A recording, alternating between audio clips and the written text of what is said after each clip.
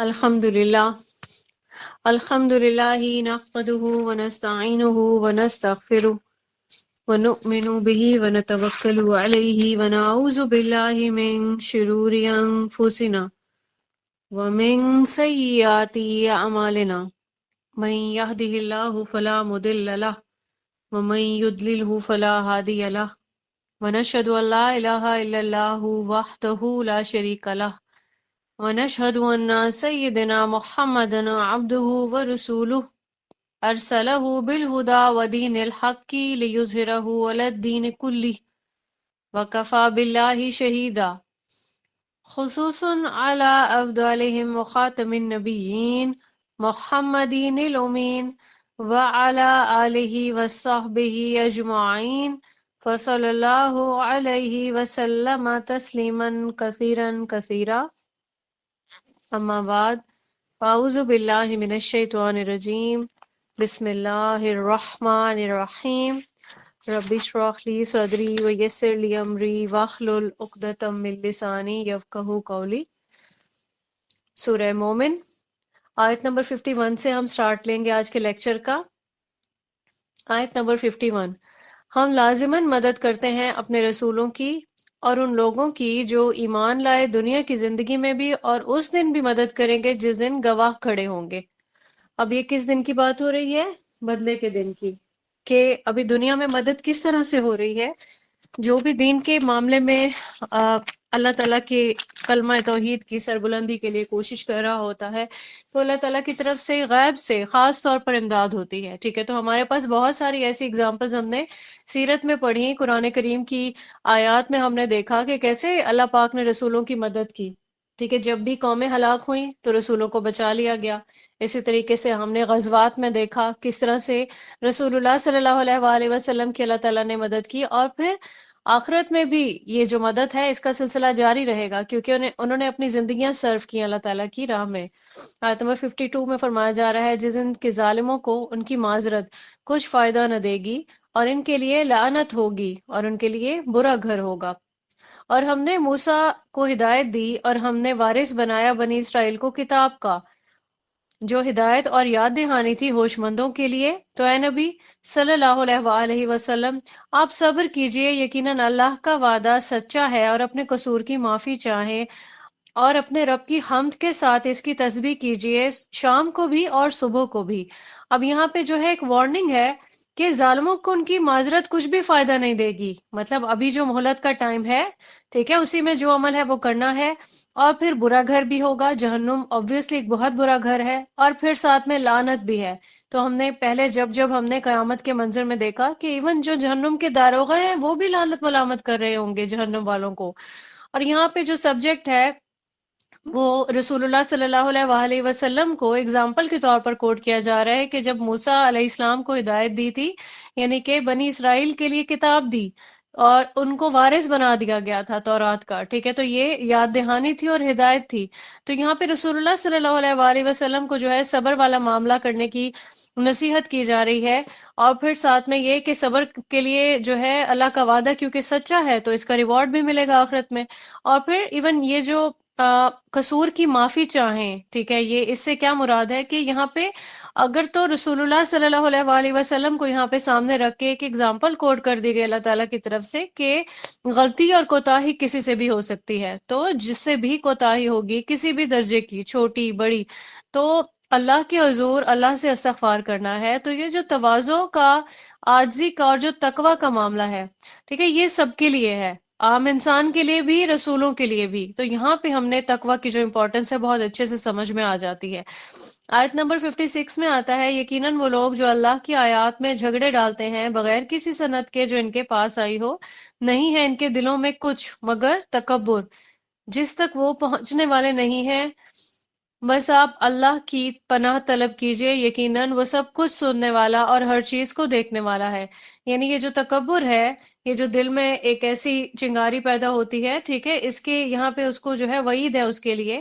کہ سوائے جو ہے اس تکبر میں انسان خود ہی خوش ہوتا رہتا ہے لیکن اس کا کوئی الٹیمیٹ کوئی رزلٹ نہیں ہے، تو اللہ کی پناہ طلب کرنی ہے۔ آیت نمبر 57 ہے، آسمانوں اور زمین کی تخلیق یقیناً زیادہ بڑا کام ہے انسانوں کی تخلیق سے،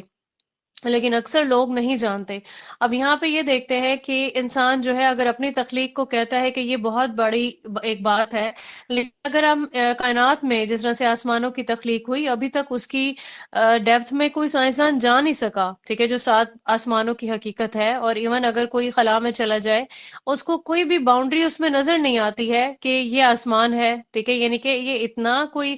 ایک بڑا ایک اس کا حجم ہے۔ اور پھر اس کے بعد جو زمین کی تخلیق ہے، اور پھر کائنات کا جو جتنی بھی یہ کریشن ہے، جتنی مرضی سائنس ترقی کر چکی ہے، یہ اس کا اختتام کے بارے میں بھی کچھ نہیں کہہ سکتے، ٹھیک ہے۔ یہ کبھی کہتے ہیں کہ ساری جو چیزیں یہ آٹومیٹیکلی ہو گئی، بگ بینگ تھیوری کو دیکھ لیں، صحیح، تو کافی سارے فلاز ہیں اس میں۔ تو اگر تو کائنات کو اللہ پاک تخلیق کر سکتا ہے، تو انسان کی تخلیق کو اللہ تعالیٰ نے یہاں پہ ایک چھوٹے سے کام سے تشبیہ دی ہے کہ یہ اتنا بڑا کام یہ نہیں ہے انسان کی تخلیق۔ آیت نمبر 58 میں فرمایا جا رہا ہے، اور برابر نہیں ہو سکتے اندھے اور آنکھ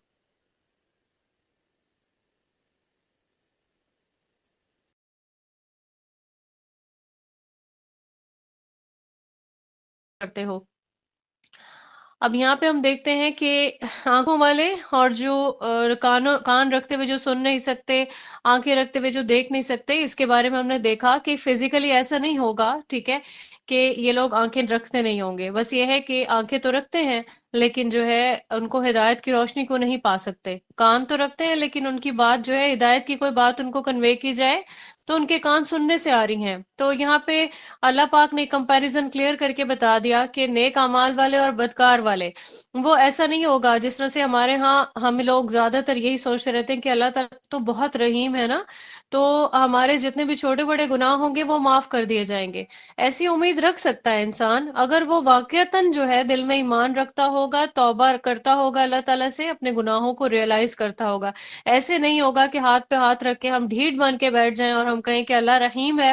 آخرت میں جو ہے ہمیں وہ بخش دیا جائے گا۔ تو ہمارے سامنے ہے یہاں پہ آیات کہ ایمان والے جنہوں نے نیک اعمال کیے، ٹھیک ہے، تو ساری زندگی انہوں نے سیکریفائسز کیے، جتنی بھی مشکلات راستے میں آئی ان سب کو فیس کیا، اور پھر وہ جو ہاتھ پہ ہاتھ رکھ کے صرف ایک جو ہے اس کا شفاعت کا جو ہے طلبگار بن کے بیٹھا رہے گا کہ نہیں مجھے معاف کر دیا جائے گا، تو یہ دونوں کبھی بھی برابر نہیں ہو سکتے۔ لیکن کون ہے وہ جو سبق حاصل کرے؟ obviously جو غور و فکر کرے گا، ایمان کا لیول اس کے دل میں ایمان داخل ہو چکا ہوگا تو وہی اس پہ غور و فکر کرے گا۔ 59 آیت، اور دیکھو یقیناً قیامت آ کر رہے گی، اس میں کوئی شک نہیں ہے، لیکن اکثر لوگ ماننے والے نہیں ہیں۔ اور تمہارا رب کہتا ہے کہ مجھے پکارو، میں تمہاری دعا قبول کروں گا۔ یقیناً وہ لوگ جو میری عبادت سے تکبر کی بنا پر اعراض کرتے ہیں، وہ داخل ہوں گے جہنم میں ذلیل و خوار ہو کے۔ یہاں بہت ایک امپورٹنٹ اسپیکٹس ہمارے سامنے آیا ہے کہ اللہ پاک نے یہاں فرمایا کہ مجھے پکارو میں تمہاری دعا قبول کروں گا۔ اب یہاں وہ لوگ، یعنی یہ اللہ کا میسج جو سب پڑھ رہے ہیں اور سبھی کے سامنے ہے کہ اللہ کا یہی میسج ہے کہ مجھ سے مانگو میں تمہاری دعا قبول کروں گا۔ اور پھر یہاں پہ جو ایک بیریئر بنا کے اللہ پاک کے اور لوگوں کے درمیان میں جو بیریئر بنانے والے بیٹھے ہوئے ہیں کہ ہمارے ذریعے سے آپ جو ہے اللہ تعالیٰ تک کا راستہ پا سکتے ہو، ڈائریکٹ مانگو گے تو گنہگار ہو جاؤ گے کیونکہ تم لوگ ادب سے واقف نہیں۔ مطلب یہ جو لوگ اولیاء کی قبروں کا ایک وسیلہ بنانے کی کوشش کرتے ہیں، اور اولیاء کو تو پتہ بھی نہیں وہ قبر کے اندر ہے، ٹھیک ہے، تو جو باقی کے جو لوگ ہیں جو صرف ایک جس طرح سے کہتے ہیں خانہ پوری کے لیے بیٹھے ہوئے ہیں اور پھر لوگوں کو مس گائیڈ کر رہے ہیں کہ ہمارے جو قبر کے اندر والے انسان ہیں ان کے ذریعے سے کوئی وسیلہ بنایا جائے، ان کے لیے یہاں پہ ایک سوالیہ نشان ہونا چاہیے لازماً کہ جب اللہ پاک نے یہاں فرما دیا کہ معاملہ جو ہے اللہ انسان کا معاملہ اللہ تعالیٰ سے ڈائریکٹلی ہے، ٹھیک ہے، کوئی بھی بندہ ہے وہ مانگ سکتا ہے، اور یہاں پہ کوئی یہ نہیں بتایا گیا کہ صرف اور صرف، یعنی کہ بندے سے مراد کون ہے، چاہے وہ ایک عام انسان ہے یا پھر اس نے کچھ درجات جو ہے اللہ تک پہنچنے کے لیے محنت والے کور کر لیے، ٹھیک ہے، تو سائل ہوتا ہے نا۔ یہاں پہ ہم دیکھتے ہیں کہ مسند احمد کی ایک حدیث ہے 2113، اللہ تعالیٰ نے اس میں یہاں پہ رسول اللہ صلی اللہ علیہ وآلہ وسلم نے بھی گائیڈ کر دیا کہ یہ جو اللہ کا فرمان ہے یہ ڈیلی جو ہے اللہ تعالیٰ کی طرف سے ندا لگائی جاتی ہے دنیا کے لوگوں تک کے لیے کہ ہے کوئی مانگنے والا میں اسے عطا کروں، کوئی گناہوں کی معافی مانگنے والا کہ میں یہاں پہ اسے معاف کر دوں، توبہ کرنے والا کوئی، ٹھیک ہے، دعا مانگنے والا کوئی، تو یہ چیز کنوے کر دی گئی ہے۔ کوئی وسیلہ، کوئی واسطے کی ضرورت نہیں ہے سوائے یہ کہ بندہ دل سے اللہ تعالیٰ کے سامنے سجدہ ریز ہو جائے اور اللہ سے مانگے۔ اور یہاں پہ دیکھیں کہ کون سے لوگ ہیں جو اللہ کی عبادت سے تکبر کی بنا پر اعراض کرتے ہیں، ان کے لیے یہاں پہ کلیئرلی بتا دیا گیا کہ دعا کو ہتھیار بنائیں، دعا سے عبادت اپنی سٹارٹ کریں، اللہ تعالیٰ سے اپنا جو ہے وہ تعلق جو ہے وہ قائم کریں، ورنہ جو ہے جو اعراض کرے گا اس کے لیے جہنم ہے اور پھر خواری ہے۔ اگلا رکوع جو سٹارٹ ہوتا ہے 61 سے لے کے 68 تک کی آیات اس میں شامل ہیں۔ اللہ ہی ہے جس نے تمہارے لیے رات بنائی تاکہ تم اس میں سکون حاصل کرو، اور دن بنا دیا ہے دیکھنے کے لیے۔ یقیناً اللہ تو اپنے بندوں پر بہت فضل والا ہے، لیکن اکثر لوگ نہیں جانتے۔ وہ اللہ ہے تمہارا رب جو ہر چیز کا خالق ہے، اس کے سوا کوئی معبود نہیں، تو کہاں سے تم پھرائے جاتے ہو؟ اب یہاں رات اور دن کی تخلیق کو ہی اگر کوئی دیکھے تو دن میں چاہے جتنے مرضی سکون حاصل کرنے کی انسان کوشش کرے، نہ نیند پوری ہوتی ہے، نہ ہی وہ سکون حاصل ہوتا ہے، مائنڈ ریلیکس نہیں ہوتا ہے۔ تو ہر ایک اللہ تعالیٰ کی جو تخلیق ہے وہ ہمارے لیے موجزانہ طور پر ہمارے لیے راہیں کھول دیتی ہے کہ اگر ہم غور و فکر کرنے والے ہوں اور اگر ہم شکر گزار ہوں۔ آیت نمبر 63 میں فرمایا جا رہا ہے، اسی طرح وہ لوگ بھی الٹے پھرائے گئے تھے جو اللہ کی آیات کا انکار کرتے تھے۔ اللہ ہی ہے جس نے تمہارے لیے بنا دیا زمین کو ٹھہرنے کی جگہ اور آسمان کو چھت، اور تمہاری صورت گری کی تو کیا ہی عمدہ تمہاری صورتیں بنائیں، اور تمہیں رزق وہاں پہنچایا پاکیزہ چیزوں سے۔ وہ ہے اللہ تمہارا رب، تو بہت بابرکت ہے اللہ جو تمام جہانوں کا پروردگار ہے، وہ زندہ جاوید ہستی ہے، اس کے سوا کوئی معبود نہیں ہے۔ اب اللہ کی آیات کا انکار کرنے والے جو لوگ ہیں ہمیشہ سے وہ ذلیل و خوار ہوئے۔ اور یہاں پہ دیکھیں کہ پھر سے ایک بار زمین اور آسمان کی جو تخلیق ہے اس کے بارے میں اللہ تعالیٰ نے فرمان جاری کیا، اس کے بعد انسان کی جو صورتیں ہیں، اگر ہم یہاں غور کریں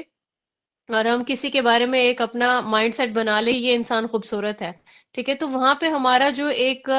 سوچ کا نظریہ ہے وہ رک نہیں جاتا۔ پھر ہم ایک اور انسان کو دیکھتے ہیں تو وہاں پہ ہم کہنے لگتے ہیں اللہ تعالیٰ نے اس کو کتنا حسین بنایا، اور ایسا نہیں کہ کوئی بھی انسان ہم اس کو بدصورتی کی کیٹیگری میں ڈال دیں، ٹھیک ہے، اگر کسی کیسے بھی انسان پہ انسان غور و فکر کرے، اس کے نئے نقوش کو دیکھے، اللہ تعالیٰ نے بہت خوبصورت بنایا ہر ایک انسان کو۔ اپنی جو آپ کی جو اللہ تعالیٰ نے جو تخلیق کیا آپ کو، اس پہ بہت زیادہ شکر گزار ہونا چاہیے انسان کو۔ اللہ کا بہت احسان ہے، اللہ نے آنکھیں دی، ہم دیکھ سکتے ہیں، ہم قرآن کریم کو پڑھ سکتے ہیں، ٹھیک ہے، اور ہمیں ناک دیا، ہمیں ہونٹ دیے، ہمیں منہ دیا۔ اللہ تعالیٰ نے بہت ایک انسان کو جو ہے محبت سے یہ جو تخلیق ہے انسان کی، اس کو عمدہ صورتیں یہاں پہ اللہ پاک نے فرمایا۔ اور پھر اگر ہم رزق دیکھیں، پاکیزہ چیزوں سے رزق دیکھیں، تو ہم سٹارٹ سے ہی لے کے اب تک کس طرح دیکھ رہے ہیں واٹر سائیکل اللہ تعالیٰ نے سب سے پہلے انٹروڈیوس کیا یہاں کائنات کی تخلیق کے بعد، کیسے کیسے بنجر زمین ہے، پھر اس کے بعد جو ہے بارش ہوتی ہے وہ آباد ہو جاتی ہے، پھر اس کے بعد رزق کی فراوانی ہو جاتی ہے، ٹھیک ہے۔ تو ایسی تو مثالیں ہمارے سامنے ہیں، جیسے کہ کہا جاتا تھا مکہ کے بارے میں، اگر ہم ایک چھوٹی سی مثال دیکھ لیتے ہیں، اب تو اتنی زیادہ وہاں پہ سبزہ ہو گیا، ٹھیک ہے، کہ کوئی ایکسپیکٹ ہی نہیں کر سکتا تھا، کیونکہ وہاں کی جو زمین ہے، وہاں کی جو مٹی ہے، اس کو زرخیز نہیں کہا جاتا تھا، پتھریلی اور اس طرح کی جو ہے مٹی ہے وہاں کی سرزمین پر، کہ وہاں سے جو ہے آباد کاری نہیں ہو سکتی تھی، یہ جو نباتات کی آبادی ہے، ٹھیک ہے، یہ نہیں پیدا ہو سکتی تھی، سبزہ نہیں ہو سکتا تھا، تو وہاں بارش کی دیکھیں کتنی کمی ہوا کرتی تھی۔ لیکن اب یہاں دیکھ سکتے ہیں ہم، کیونکہ ہم لوگ وہاں سے دور ہیں، تو ہم نیوز میں دیکھتے ہیں کہ آئے دن وہاں پہ بارش ہو رہی ہے، اور اس قدر بارش ہو جاتی ہے کہ ان سے وہ پانی ہی مینج نہیں ہوتا۔ اور پھر سبزہ کو دیکھ لیں، ٹھیک ہے، تو یہ ساری چیزیں اللہ تعالیٰ کے ہی معجزات ہیں، اور اس سب میں اللہ تعالیٰ کی برکتیں، اللہ تعالیٰ کی نعمتیں ہمارے سامنے آتی ہیں۔ آیت نمبر 65 کے اگلے حصے میں فرمایا جا رہا ہے، پس اسی کو پکارو، اسی کے لیے اطاعت کو خالص کرتے ہوئے۔ کل حمد اللہ کے لیے ہے جو تمام جہانوں کا پروردگار ہے۔ اب یہ جو خلوص ہے نا اطاعت کا، یہ شرط ہے۔ اب یہاں پہ ہم نے یہ بھی دیکھا پچھلے لیکچرز میں کہ جو گیو اینڈ ٹیک والی پالیسی ہے نا، یہ جس طرح سے کہتے ہیں کہ پورے کا پورا، اور ساتھ میں ہم یہ دیکھتے ہیں کہ کسی انسان کے ساتھ ہم دوستی بھی کرتے ہیں، تو اگر ہم اس کی کوئی ایسی چیز پتہ چلتی ہے کہ اس نے ہمارے بارے میں کوئی ایسی بات کر دی، ٹھیک ہے، تو ہم یہی بولتے ہیں کہ اس کی جو لائلٹی ہے، ٹھیک ہے، وہ پوری نہیں ہے یا امپیور ہے، خالص نہیں ہے یہ انسان ہمارے لیے، ٹھیک ہے۔ تو اللہ تعالیٰ اگر ہم اپنے لیے یہ کرائٹیریا سیٹ کر دیتے ہیں تو اللہ کیسے پسند کرے گا کہ یہ تھوڑی بہت تھوڑی پک اینڈ چوز والی پالیسی سے اللہ تعالیٰ کی اطاعت کی جائے؟ تو ایسا نہیں ہے. اطاعت جو ہے وہ خالص ہے، اور خالصتاً اللہ تعالیٰ کے لیے ہونی چاہیے، اس میں کوئی ملاوٹ نہیں ہونی چاہیے. پھر بھلے سے وہ چاہے وہ دعا ہو، ٹھیک ہے، یا آپ کے دل کا ایمان ہو، پورے کا پورا اللہ تعالیٰ کو خالص چاہیے. آیت نمبر 66 میں آتا ہے، اے نبی صلی اللہ علیہ وآلہ وسلم، آپ کہہ دیجئے مجھے تو روک دیا گیا ہے کہ میں بندگی کروں ان کی جن کو تم پکار رہے ہو اللہ کے سوا، جبکہ میرے پاس آ چکی ہے واضح تعلیمات میرے رب کی طرف سے، اور مجھے تو حکم ہوا ہے کہ میں سر تسلیم خم کر دوں تمام جہانوں کے پروردگار کے سامنے. آیت نمبر 67 میں آتا ہے، وہی ہے جس نے تمہیں پیدا کیا پہلے مٹی سے، پھر نطفے سے، پھر علقہ سے. علقہ کے بارے میں اب ہم اچھے سے جان چکے کہ یہ جو انسان کی پیدائش ہوتی ہے، ٹھیک ہے، پہلے وہ ہوتا ہے نطفہ ہوتا ہے، ٹھیک ہے، مضغہ بنتا ہے، علقہ بنتا ہے. علقہ سے مراد ہے کہ کوئی چیز جب چپک جاتی ہے، جب انسان کی تخلیق ہونا سٹارٹ ہوتی ہے ماں کے پیٹ میں، تو پھر وہ ایک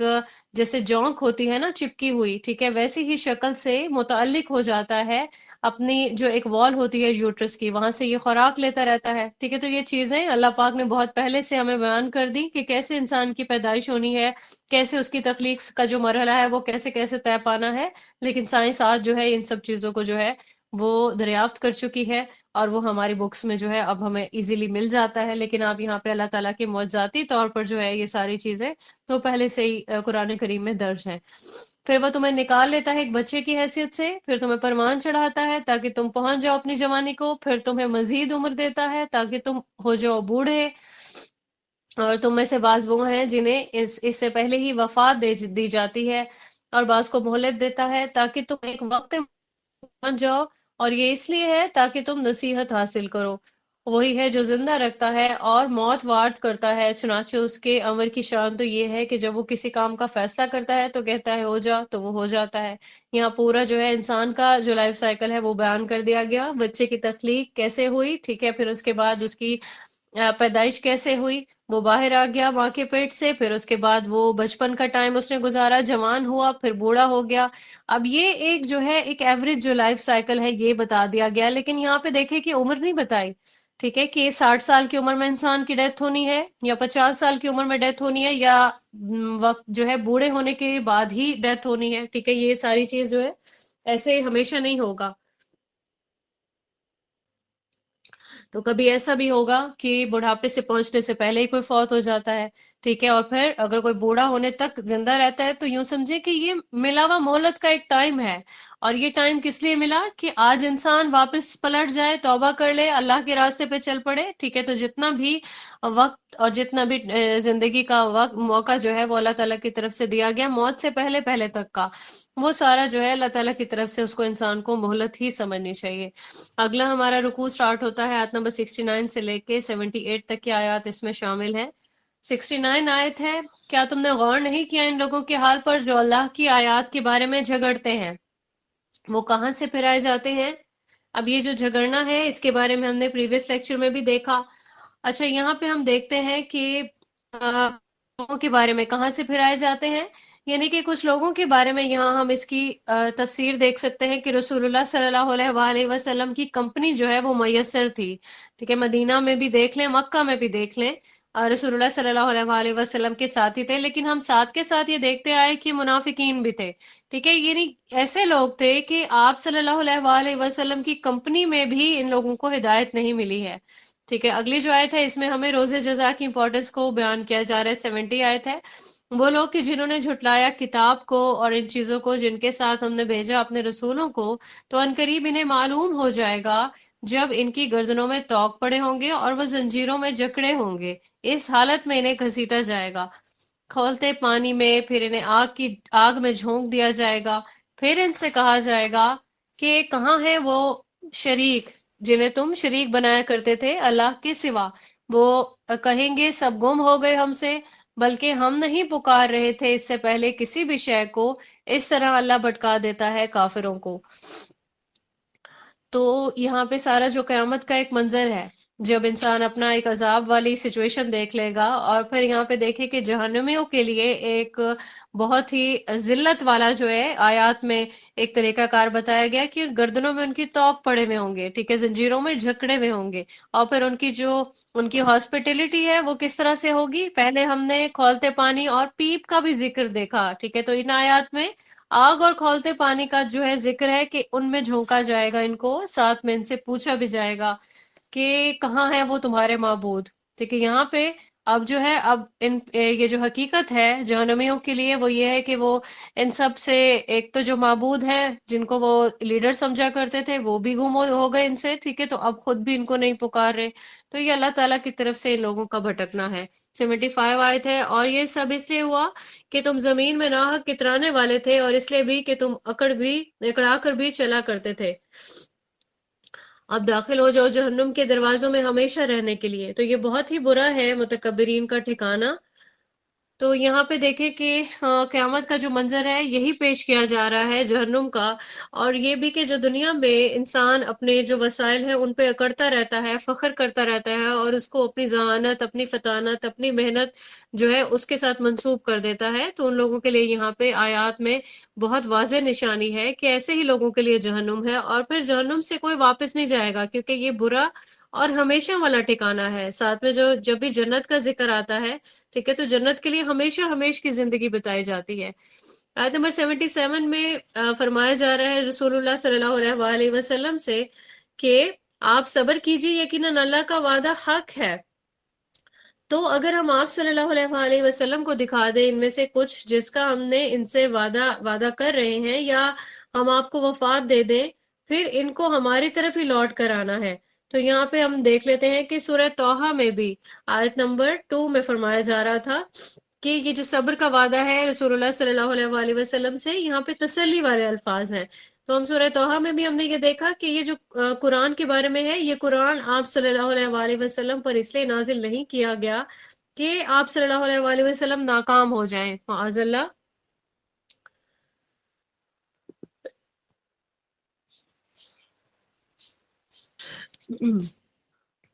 کسی کا مائک انمیوٹ ہے، کائنڈلی میوٹ کر لیجئے۔ تو یہاں پہ جو ہے اللہ تعالیٰ کی طرف سے یہ حقیقت باور کرائی گئی ہے کہ ابھی دیر سے یا جلدی، ٹھیک ہے، آنا تو سبھی لوگوں نے پہ ہے، اللہ تعالیٰ ہے، تو اللہ سے کوئی بھاگ نہیں سکتا ہے، ٹھیک ہے، تو یہاں پہ خبردار کیا جا رہا ہے۔ ایسا بھی ہو سکتا ہے کہ رسول اللہ صلی اللہ علیہ وآلہ وسلم کی زندگی میں ہی ان کو یہ چیزیں جو ہے وہ دکھا دی جائیں، یا پھر جب رسول اللہ صلی اللہ علیہ وآلہ وسلم دنیا سے چلے جائیں، ٹھیک ہے، تب بھی یہ ہو سکتا ہے کہ انہیں بہرحال دونوں سچویشنز کے بارے میں خبردار کیا جا رہا ہے، کون سے لوگ جو ایمان نہیں لاتے ہیں۔ پھر اس کے بعد 78 آیت ہے، اور ہم نے بہت سے رسول بھیجے آپ صلی اللہ علیہ وآلہ وسلم سے پہلے، ان میں سے کچھ وہ بھی ہیں جن کا ذکر ہم نے آپ سے کیا، اور کچھ وہ بھی ہیں جن کا ذکر ہم نے آپ سے نہیں کیا۔ اور کسی بھی رسول کے لیے یہ ممکن نہ تھا کہ وہ کوئی نشانی لے کر آتا مگر اللہ کے اذن سے۔ پھر جب اللہ تعالیٰ کا حکم آ گیا تو فیصلہ چکا دیا گیا حق کے ساتھ، اور اس وقت خسارے میں پڑ گئے جھٹلانے والے۔ رسول اللہ صلی اللہ علیہ وآلہ وسلم کو سارے کے سارے جو واقعات ہیں وہ بتا دیے گئے، لیکن ایسا ہو سکتا ہے کہ اللہ پاک نے کچھ چیزوں کا ذکر نہیں کیا ہو، ٹھیک ہے، تو جتنی بھی ڈیٹیل ہمیں قرآن کریم میں ملتی ہے وہ اس سب پہ ہم من جو ہے پورا اعتماد کرتے ہیں، پورا ایمان لاتے ہیں، لیکن جن چیزوں کا ذکر نہیں کیا اللہ پاک نے تو ہم ان کے لیے ایسے ہی ڈیپتھ میں جانے کی کوشش نہیں کرتے، قریدتے نہیں ہیں، ٹھیک ہے۔ تو جو چیزیں ضروری تھیں اللہ پاک نے وہ ساری رسول اللہ صلی اللہ علیہ وآلہ وسلم کو کنوے کر دی، اور ساتھ میں یہ بھی بتا دیا گیا آپ صلی اللہ علیہ وآلہ وسلم کو ان آیات میں کہ جتنے بھی رسول آئے اپنی مرضی سے کوئی اپنی جو ہے جیسے کہتے ہیں کہ کسی کے پاس ایسی صلاحیت نہیں تھی کہ اپنی مرضی سے اپنی قوم کو کوئی معجزہ دکھا دے، پھر جتنا اللہ تعالیٰ نے کوئی معجزہ دے دیا، جیسے ہم نے دیکھا حضرت موسیٰ علیہ السلام کو اللہ پاک نے فرعون کے دربار میں جانے سے پہلے معجزات جو عنایت فرمائے، ٹھیک ہے، تو اس میں ان کا اپنا کوئی کمال نہیں تھا، اللہ تعالیٰ کی اپنی مصلحت تھی، اللہ تعالیٰ کی اپنی ایک دین تھی کہ یہ جو معجزات ہیں یہ کب اور کیسے یوٹیلائز کرنے ہیں۔ اگلا رکوع جو ہے وہ سٹارٹ ہوا ہے آیت نمبر 79 سے لے کے 85 تک کی آیات اس میں شامل ہے۔ اور اللہ ہی ہے جس نے تمہارے لیے چوپائے بنا دیے تاکہ تم سواری کرو، ان میں سے بعض پر اور ان میں سے بعض کا تم گوشت بھی کھاتے ہو، اب یہ جو چوپائے ہیں قرآن کریم میں بارہا ان کے بینیفٹس بتائے گئے ہیں، ٹھیک ہے؟ تو چوپائے جو ہے ان کے جیسے کوئی سواری کے لیے استعمال کرنے والے ہیں، اور کچھ جو ہیں جو بالکل حلال والی کیٹیگری میں آتے ہیں، تو ان کا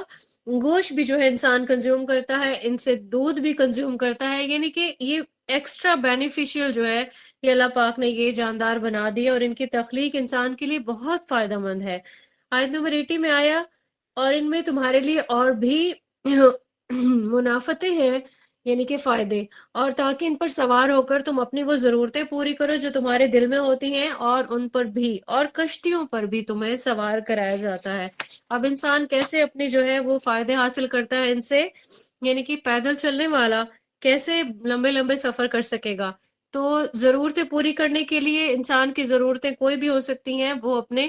جو ہے معاش کے سلسلے میں بھی سفر کرتا ہے۔ جس طرح سے اب یہ سمندروں کا جو سفر ہے یہ کیسے آسان ہوتا اگر کشتیوں کی تخلیق نہیں ہوتی، ٹھیک ہے؟ انسان کو اللہ نے سکھا دیا کہ کیسے کشتی بنے گی اور کیسے یہ ڈوبے گی نہیں، ٹھیک ہے؟ تو ان کشتیوں سے بھی بہت انسان فائدے حاصل کرتا ہے دور دراز کے علاقوں میں، جہاں راستے میں سمندر، دریا، کوئی بھی پانی کا جو ہے اللہ تعالیٰ کی طرف سے وہ آ جاتا ہے، بنایا جاتا ہے، ٹھیک ہے؟ تو انسان تو اس کو کور کر لیتا ہے ایزیلی، اور سیم اسی طریقے سے جانداروں پر سوار ہو کے۔ اب جو آج تو گاڑیاں آ گئیں اور ساری چیزیں، مطلب بائکس آ گئے اور ساری چیزیں، تو آج سے پہلے کا انسان انہی جانداروں پر سفر جو ہے وہ طے کیا کرتا تھا۔ خود رسول اللہ صلی اللہ علیہ وآلہ وسلم سے جو روایات ملتی ہیں تو ہمیں پتہ چلتا ہے کہ کیسے آپ صلی اللہ علیہ وآلہ وسلم نے اونٹنی پہ سفر کیا اور کیسے کیسے سارے معاملات تھے۔ اگلی جو آیت ہے آیت نمبر 81،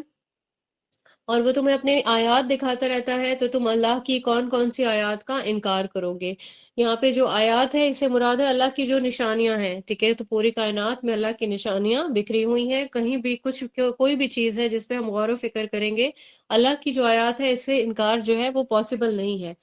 اگلی آیات میں ہم دیکھتے ہیں تو کیا یہ لوگ زمین میں گھومے پھرے نہیں کہ غور کرتے کہ کیسا انجام ہوا ان کا جو ان سے پہلے تھے، وہ ان سے کہیں زیادہ تھے تعداد میں اور زیادہ شدید تھے طاقت میں بھی، اور زمین میں نشانات چھوڑنے کے اعتبار سے بھی، تو ان کے کچھ کام نہ آیا وہ سب جو وہ کماتے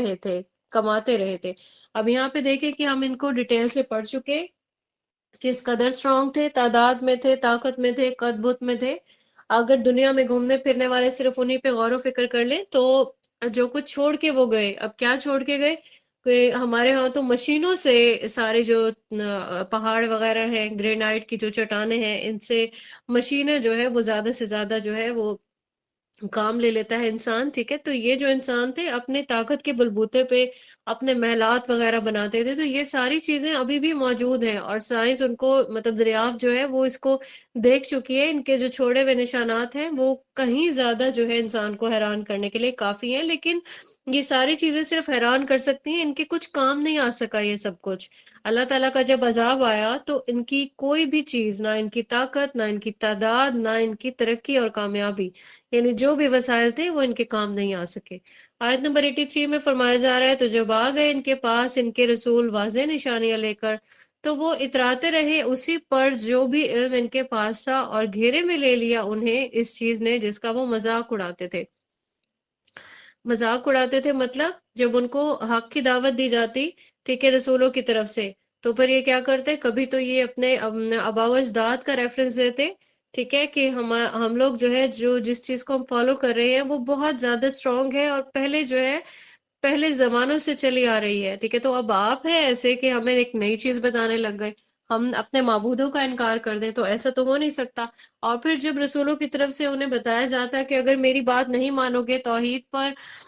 ایمان نہیں لاؤ گے تو کیا ہوگا؟ عذاب آ جائے گا، تو اس پر بھی یہ لوگ مذاق ہی اڑایا کرتے تھے۔ کون سا عذاب؟ ابھی کیوں نہیں آ جاتا؟ ٹھیک ہے، ابھی ہمارے سامنے لے کے آؤ عذاب کو۔ تو یہ ساری چیزیں پھر اس کے بعد 83 84 آیت میں فرمایا جا رہا ہے، پھر جب انہوں نے دیکھ لیا ہمارا عذاب، تب انہوں نے کہا کہ ہم ایمان لائے اللہ واحد پر، اور ہم نے انکار کیا ان معبودوں کا جنہیں ہم اللہ کے ساتھ شریک ٹھہراتے تھے۔ تو پھر ان کا ایمان لانا ان کے لیے ہرگز مفید نہیں ہوا جبکہ انہوں نے ہمارا عذاب دیکھ لیا۔ یہ اللہ کا وہ دستور ہے جو اس کے بندوں میں جاری رہا، اور اس وقت کافر لوگ خسارے میں رہے۔ ہم ابھی تک یہی پڑھتے آ رہے کہ عذاب کا جو ہے پہلے مذاق اڑاتے رہے کفار، ٹھیک ہے، اس کے بعد کیا ہوتا ہے کہ جب کبھی عذاب دیکھ لیتے تو پھر اس ٹائم یہ لوگ کہتے ہیں کہ ٹھیک ہے ہمیں مان لائے۔ اس میں ہمیں ایک جو مثال فرعون کی ملتی ہے کہ وہ بھی اس ٹائم پہ قائل ہو گیا تھا، لیکن اس نے توبہ کا جب عہد کیا یا جب اس نے ارادہ کیا تو اس کی توبہ قبول نہیں ہوئی۔ صرف پورے قرآن میں ہمیں ایک ہی ایگزامشن ملتی ہے سورہ یونس میں، کیونکہ حضرت یونس علیہ السلام جو ہے وہ ان سب حالات سے تنگ آ گئے تھے، اور اس طرح سے یہ ایک بشری تقاضا بھی ہے، اس کو ہم کہہ سکتے ہیں کہ جتنے بھی رسول تھے obviously وہ تھک جاتے تھے جب وہ حق کی دعوت دیتے تھے اور اگلے جو لوگ ہیں وہ ایمان ہی نہیں لا رہے۔ تو حضرت نوح علیہ السلام سے لے کر رسول اللہ صلی اللہ علیہ وآلہ وسلم تک جتنے بھی رسول آئے تو وہ انہوں نے مشکلات سہی، فوری طور پر جو ہے ان کے لیے کامیابی نہیں تھی۔ حضرت نوح علیہ السلام کو دیکھ لیں کہ 950 سال تک وہ تبلیغ کا کام کرتے رہے، لیکن ایمان لانے والے صرف چند ایک لوگ تھے۔ تو یہاں پہ معاملہ یہ ہوا کہ حضرت یونس علیہ السلام جو ہے انہوں نے جب اپنی قوم کے لوگوں سے تنگ آ گئے کہ یہ ایمان نہیں لا رہے، ٹھیک ہے، تو انہوں نے ہجرت جو کر لی، اور وہ اللہ تعالیٰ کی اس میں ابھی ان کا اللہ کا حکم نہیں آیا تھا۔ تو یہاں پہ دیکھیں کہ حضرت یونس علیہ السلام کی ایک چھوٹی سی جو غلطی تھی، اس کے کمپنسیشن میں جب قوم نے اپنا عذاب دیکھا اور انہیں توبہ کی تو اللہ تعالیٰ نے یہاں پہ انہیں اس عذاب سے بچا لیا۔ اور ایک یہ واحد یہی ایگزامشن ہے جو پورے قرآن میں ہمیں ملتی ہے، اس کے علاوہ کوئی ایسی قوم نہیں آئی جنہوں نے عذاب کو دیکھا اور پھر اس کے بعد انہوں نے توبہ کی اور پھر اللہ نے ان کی توبہ کو قبول فرمایا۔ ایسا کوئی اور جو ہے واقعہ درج نہیں ہے۔ یہاں پہ ہماری سورہ مومن کمپلیٹ ہوتی ہے۔ اگلی سورہ ہے ہماری سورہ حامیم سجدہ۔ حامیم السجدہ اس کا نام ہے، اور کیونکہ اس میں آیت سجدہ بھی ہے، ٹھیک ہے، تو آغاز جو ہے وہ حروف مقطعات سے ہو رہا ہے۔ مکی سورہ ہے یہ، اس میں 6 رکوع ہیں، اس میں 54 آیات ہیں۔ اب جب حضرت حمزہ جو ہے، ہم جانتے ہیں کہ حضرت حمزہ ایمان لانے میں انہوں نے تھوڑا سا دیر کی تھی، اور اسی طریقے سے حضرت عمر رضی اللہ تعالیٰ عنہ یہ بھی بہت جلدی ایمان نہیں لائے تھے۔ اب یہ جب سورہ نازل ہوئی تھی تو حضرت حمزہ رضی اللہ تعالیٰ عنہ یہ ایمان لے آئے تھے، ٹھیک ہے، اور پھر حضرت عمر جو ہے تب تک بھی ایمان نہیں لائے تھے۔ تو جو بیسک اس کا جو ہم پڑھیں گے سبجیکٹ وہ ہوگا دعوت توحید اور آخرت کے بارے میں، ٹھیک ہے۔ تو یہاں پہ دعوت کا جو فلسفہ ہے اس کو یہاں پوری سورہ میں سمجھایا گیا ہے۔ اب انسان جو بھی اللہ کے سامنے اپنے آپ کو سرنڈر کرے گا تو اس کے بعد کے کیا مراحل ہیں، ٹھیک ہے، قرآن کو میڈیم بناتے ہوئے وہ کیا کرے گا، وہ دعوت کا کام شروع کرے گا۔ اس کے لیے ہم دیکھیں گے کہ پہلے پہل وہ کیا کرے گا، خود جو ہے جو بھی داعی ہے وہ پہلے خود اپنے عمل کو درست کرے گا، اور پھر اپنی زندگی کو اسی کے اکارڈنگ گزارے گا، کیسے کہ قرآن و حدیث کے اکارڈنگ، اور پھر اس کے بعد دعوت کا جب کام شروع کرے گا تو دعوت کے ہر موڑ پر وہ قرآن و حدیث کا ہی سہارا لے گا، اور پھر لوگوں میں اس سب چیزوں کی اویئرنیس پیدا کرے گا، اور پھر جماعت کی جو امپورٹنس ہے وہ بتائے گا۔ تو قرآن کریم میں ہمیں بار بار یہی چیز ایک ملتی ہے کہ یا تو کسی جماعت کا حصہ بن جاؤ یا خود ایک جماعت بنا لو، ٹھیک ہے۔ تو یہ جس میں جو کوالٹی ہے، اللہ تعالیٰ انشاءاللہ جب رحمت کرنے لگتے ہیں تو وہ پوری جماعت پہ ہی اس اللہ کی رحمت ہوتی ہے۔ اور یہ اس کی جو امپورٹنس ہے یہ کیوں بتائی گئی ہے قرآن کریم میں، کیونکہ دین کا جو غلبہ ہے وہ لانے کے لیے سبھی کوشش کریں،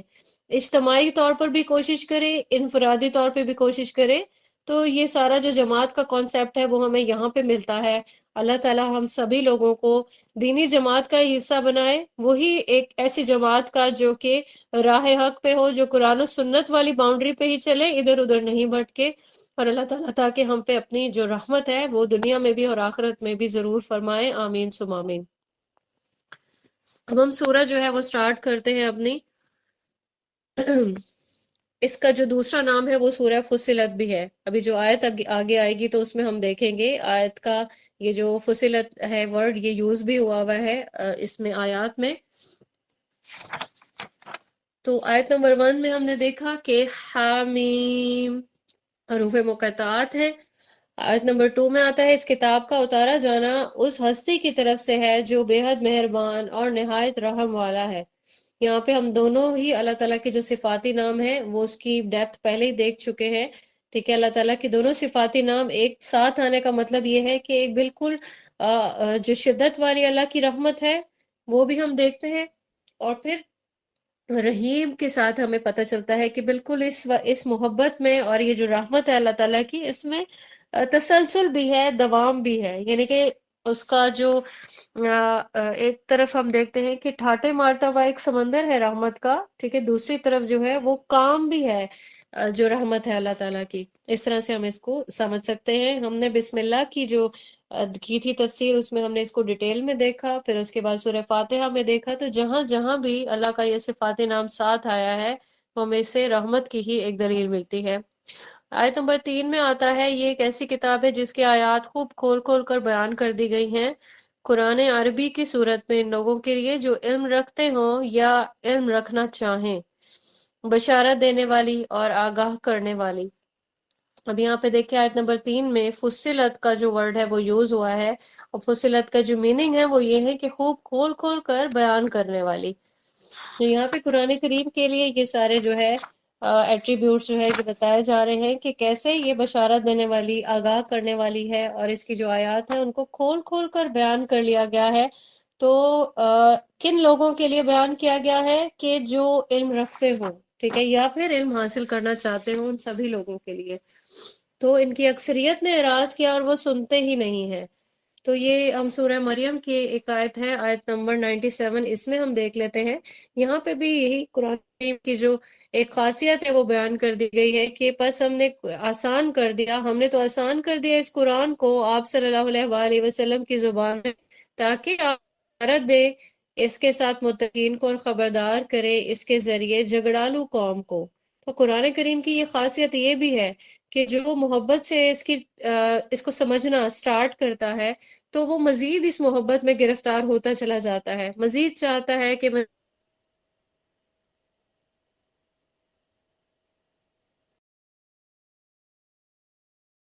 رہتا ہے جو صرف ایک سٹیپ اس کی طرف لے لے. اللہ تعالیٰ ہم سبھی لوگوں کو قرآن کریم سے محبت کرنے والا بنائے، ہمیں عمل کرنے والا اور دوسروں تک پہنچانے والا بنائے. آمین ثم آمین.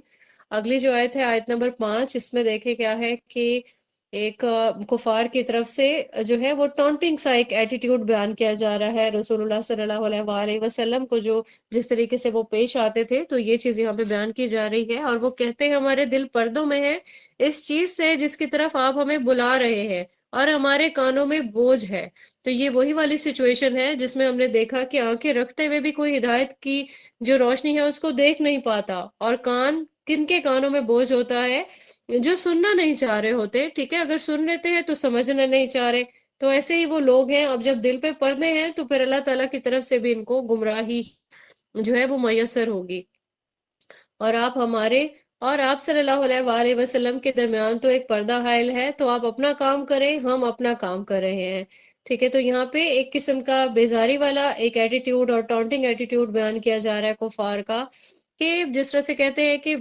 ابھی ہم اس کو بہت پازیٹیو لے نا، مائنڈ یور اون بزنس والی ایک سٹیٹمنٹ کو، کہ اپنے کام سے کام رکھو. ٹھیک ہے، دین نے تو یہ نہیں سکھایا. دین میں تو بتایا گیا ہے کہ اگر کسی کو برا کچھ کرتے دیکھو تو اس کو روکو، جتنے طریقے سے روک سکتے ہو. ایک بار آپ کا جو پیغام ہے اللہ تعالیٰ کا وہ پہنچانا تو آپ کا فرض ہے نا. ٹھیک ہے،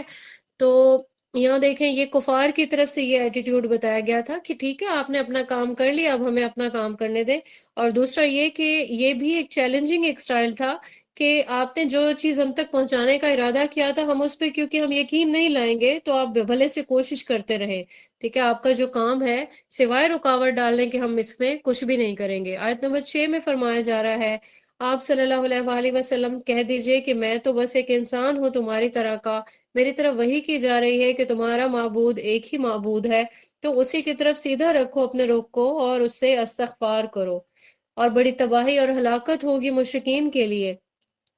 تو جو دعوت کا ایک طریقہ کار ہے اس میں رسول اللہ صلی اللہ علیہ وآلہ وسلم کو کنوے کیا گیا کہ بالکل آرام سے ان کو ساری چیزیں بتا دیں آپ کہ میں نہ تو خدا ہوں، ٹھیک ہے، میرے طرف سے کوئی ایسا دعویٰ نہیں ہے، نہ ہی میں کوئی فرشتہ ہوں، تم لوگوں جیسا ہی ہوں، میرے بھی وہی تقاضے ہیں جو ایک عام انسان کے ہوتے ہیں. ٹھیک ہے، تو صرف میں ایک جو ہے اللہ کا میسج بیان کر رہا ہوں. اور وجہ کیا ہے؟ کیونکہ مجھے اللہ تعالیٰ کی طرف سے اس سب چیزوں کے بارے میں آگاہ کیا جا رہا ہے، اور حکم بھی یہی ہے کہ میں نے جو اللہ تعالیٰ کی طرف اللہ نے جو پہنچا دیا، ٹھیک ہے، اس کو آگے کنوے کرنا ہے. تو یہاں پہ استغفار کی طرح امپورٹنس بتائی جا رہی ہے، اور جتنے بھی کفریہ جو عقائد ہیں ان سے بچنے کی جو ہے وہ ایک رغبت دلائی جا رہی ہے. اور ساتھ ساتھ جس طرح سے باقی انبیاء کی بھی سنت تھی کہ ہلاکت سے بھی ڈرانا ہے. ٹھیک ہے، تو جو ایک انذار والی سچویشن ہے کہ پہلے جو ہے وہ بتانا ہے کہ کیسے جو ہے خوشخبری والی ایک سچویشن بتانی ہے، ٹھیک ہے، کہ جنت ہے آپ سب لوگوں کے لیے اور ساتھ میں ڈرانا بھی ہے۔ تو رسول اللہ صلی اللہ علیہ وآلہ وسلم کو اسی لیے بشیر اور نذیر جو ہے وہ بنا کے اللہ پاک نے دنیا والوں کے لیے بھیجا۔ آیت نمبر 7 میں فرمایا جا رہا ہے اور وہ لوگ جو خود کو پاک کرنے کی کوشش نہیں کرتے وہ آخرت کے منکر ہیں۔ اب یہاں جو زکوٰۃ کا ورڈ یوز کیا گیا ہے اس میں پاکیزگی آئے گا، اس میں یہ جو زکوٰۃ دینے والا سسٹم ہے جس میں ہم نے اپنے مال کو پاک کرنے کا ایک سلسلہ پڑھا ہے کہ اللہ تعالیٰ نے وہ جو ہے وہ اللہ کا حکم ہے اور وہ فرض کر دی گئی ہے، ٹھیک ہے، اس زکوٰۃ کے میننگ یہاں پہ نہیں لیں گے بلکہ نفس کی پاکیزگی کی کوشش کا یہاں پہ بیان ہے۔ اور ریزن کیا ہے؟ کیونکہ مکی دور میں زکوٰۃ کا سسٹم نہیں آیا تھا، مدینہ میں جا کے زکوٰۃ کے احکام اللہ تعالیٰ کی طرف سے نازل ہوئے جب آپ صلی اللہ علیہ وآلہ وسلم ہجرت کر چکے تھے۔ آیت نمبر 8 میں فرمایا جا رہا ہے بے شک وہ لوگ جو ایمان لائے اور جنہوں نے نیک عمل کیے ان کے لیے ایسا اجر ہے جس کا سلسلہ کبھی منقطع نہیں ہوگا۔ اے نبی صلی اللہ علیہ وآلہ وسلم آپ ان سے کہیے کہ کیا تم لوگ کفر کر رہے ہو اس ہستی کا جس نے زمین کو بنایا دو دنوں میں اور تم اس کے لیے مد مقابل ٹھہرا رہے ہو، وہ ہے تمام جہانوں کا رب۔ یہاں پہ ہم دیکھتے ہیں کہ جو نیک اعمال ہیں یہ ایسا ایک انسان کا ایسٹ ہوتا ہے جو دنیا میں انسان کر رہا ہوتا ہے، اور یہ جو رہتی دنیا تک اس کا جو ہے اثر رہے گا انسان کے لیے نیک اعمال کا، اور جب اس کی ڈیتھ ہو جائے گی تو بھی اس کا ثواب اس کو پہنچتا رہے گا۔ اور ہم نے یہاں پہ صدقہ جاریہ والے جتنے بھی احکام عمل تھے وہ ہم اس سے پہلے اسٹڈی کر چکے ہیں کہ کون کون سے ایسے کام ہیں جس میں انسان اپنے لیے صدقہ جاریہ بنا سکتا ہے چیزوں کو۔ تو سب سے بڑھ کے جو ہے سب سے امپورٹنٹ کام جو ہے وہ یہی ہے کہ انسان قرآن کی تعلیم خود بھی حاصل کرے اور دوسروں کو بھی کچھ پڑھا کے چلا جائے، تاکہ یہ جو سلسلہ ہے یہ کبھی بھی ختم نہیں ہونے پائے۔ جس کو آپ نے سکھایا وہ آگے سیکھے گا، ٹھیک ہے۔ تو قرآن کا کوئی بھی علم ہو سکتا ہے، وہ تفسیر ہو سکتی ہے، وہ تجوید ہو سکتی ہے، ٹھیک ہے، احادیث کا علم ہو سکتا ہے، کچھ بھی اللہ تعالیٰ کی طرف سے جتنی بھی شریعت اتاری گئی ہم سب کا فرض بنتا ہے عمل کرنے کے ساتھ ساتھ آگے لوگوں میں بھی اس چیز کی اویئرنیس پیدا کریں اور جہاں تک ہو سکے اللہ کا جو پیغام ہے وہ پہنچائیں۔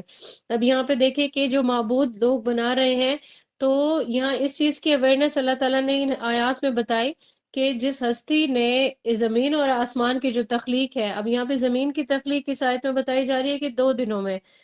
اب 2 دنوں کی جو یہ ان آیات کو ہم آیات متشابہات کہتے ہیں، ٹھیک ہے، کیونکہ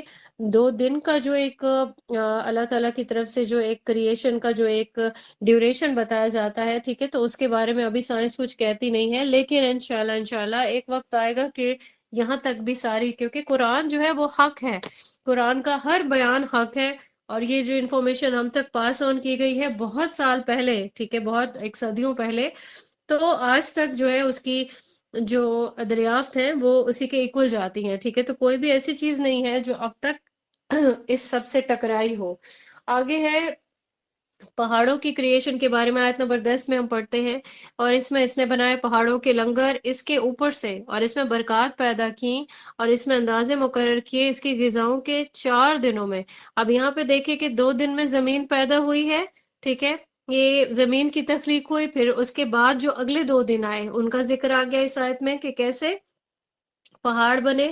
ٹھیک ہے۔ پھر اس کے بعد کیا ہوا، زمین کی مٹی کو اللہ پاک نے زرخیز بنا،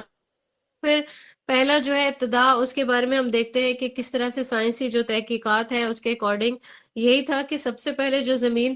جو تھی وہ کیسے آگ کا ایک کورا تھی، اس کو ایسا وقت لگا، ٹھنڈی ہوئی، پھر اس کے بعد جتنے بھی ان آرگینک کمپاؤنڈس ہیں یعنی یہاں پہ ابھی رویدگی ممکن نہیں تھی، پھر اس کے بعد کیا ہوا، آرگینک کمپاؤنڈز بنے، صحیح، اس کے بعد زمین میں یہ اللہ تعالیٰ نے وہ صلاحیت پیدا کر دی کہ اس میں اب جو ہے کاشت مکمل ہو سکے، یعنی کہ کوئی بھی نباتات پیدا ہو سکے۔ تو یہاں پہ جو پورا اگر ہم کیلکولیشن کریں تو یہ 4 دن کا عمل یہاں تک ہم نے پڑھا، ٹھیک ہے، لیکن وہی والی بات ہے کہ اللہ تعالیٰ انشاءاللہ یہ والی حقیقت بھی دنیاوی وسائل سے بھی ہمارے سامنے جو ہے وہ رکھیں گے، اور بے شک اللہ تعالیٰ کا جو بھی پیغام ہے وہ حق ہے۔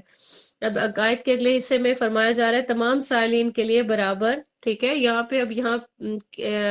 کوئی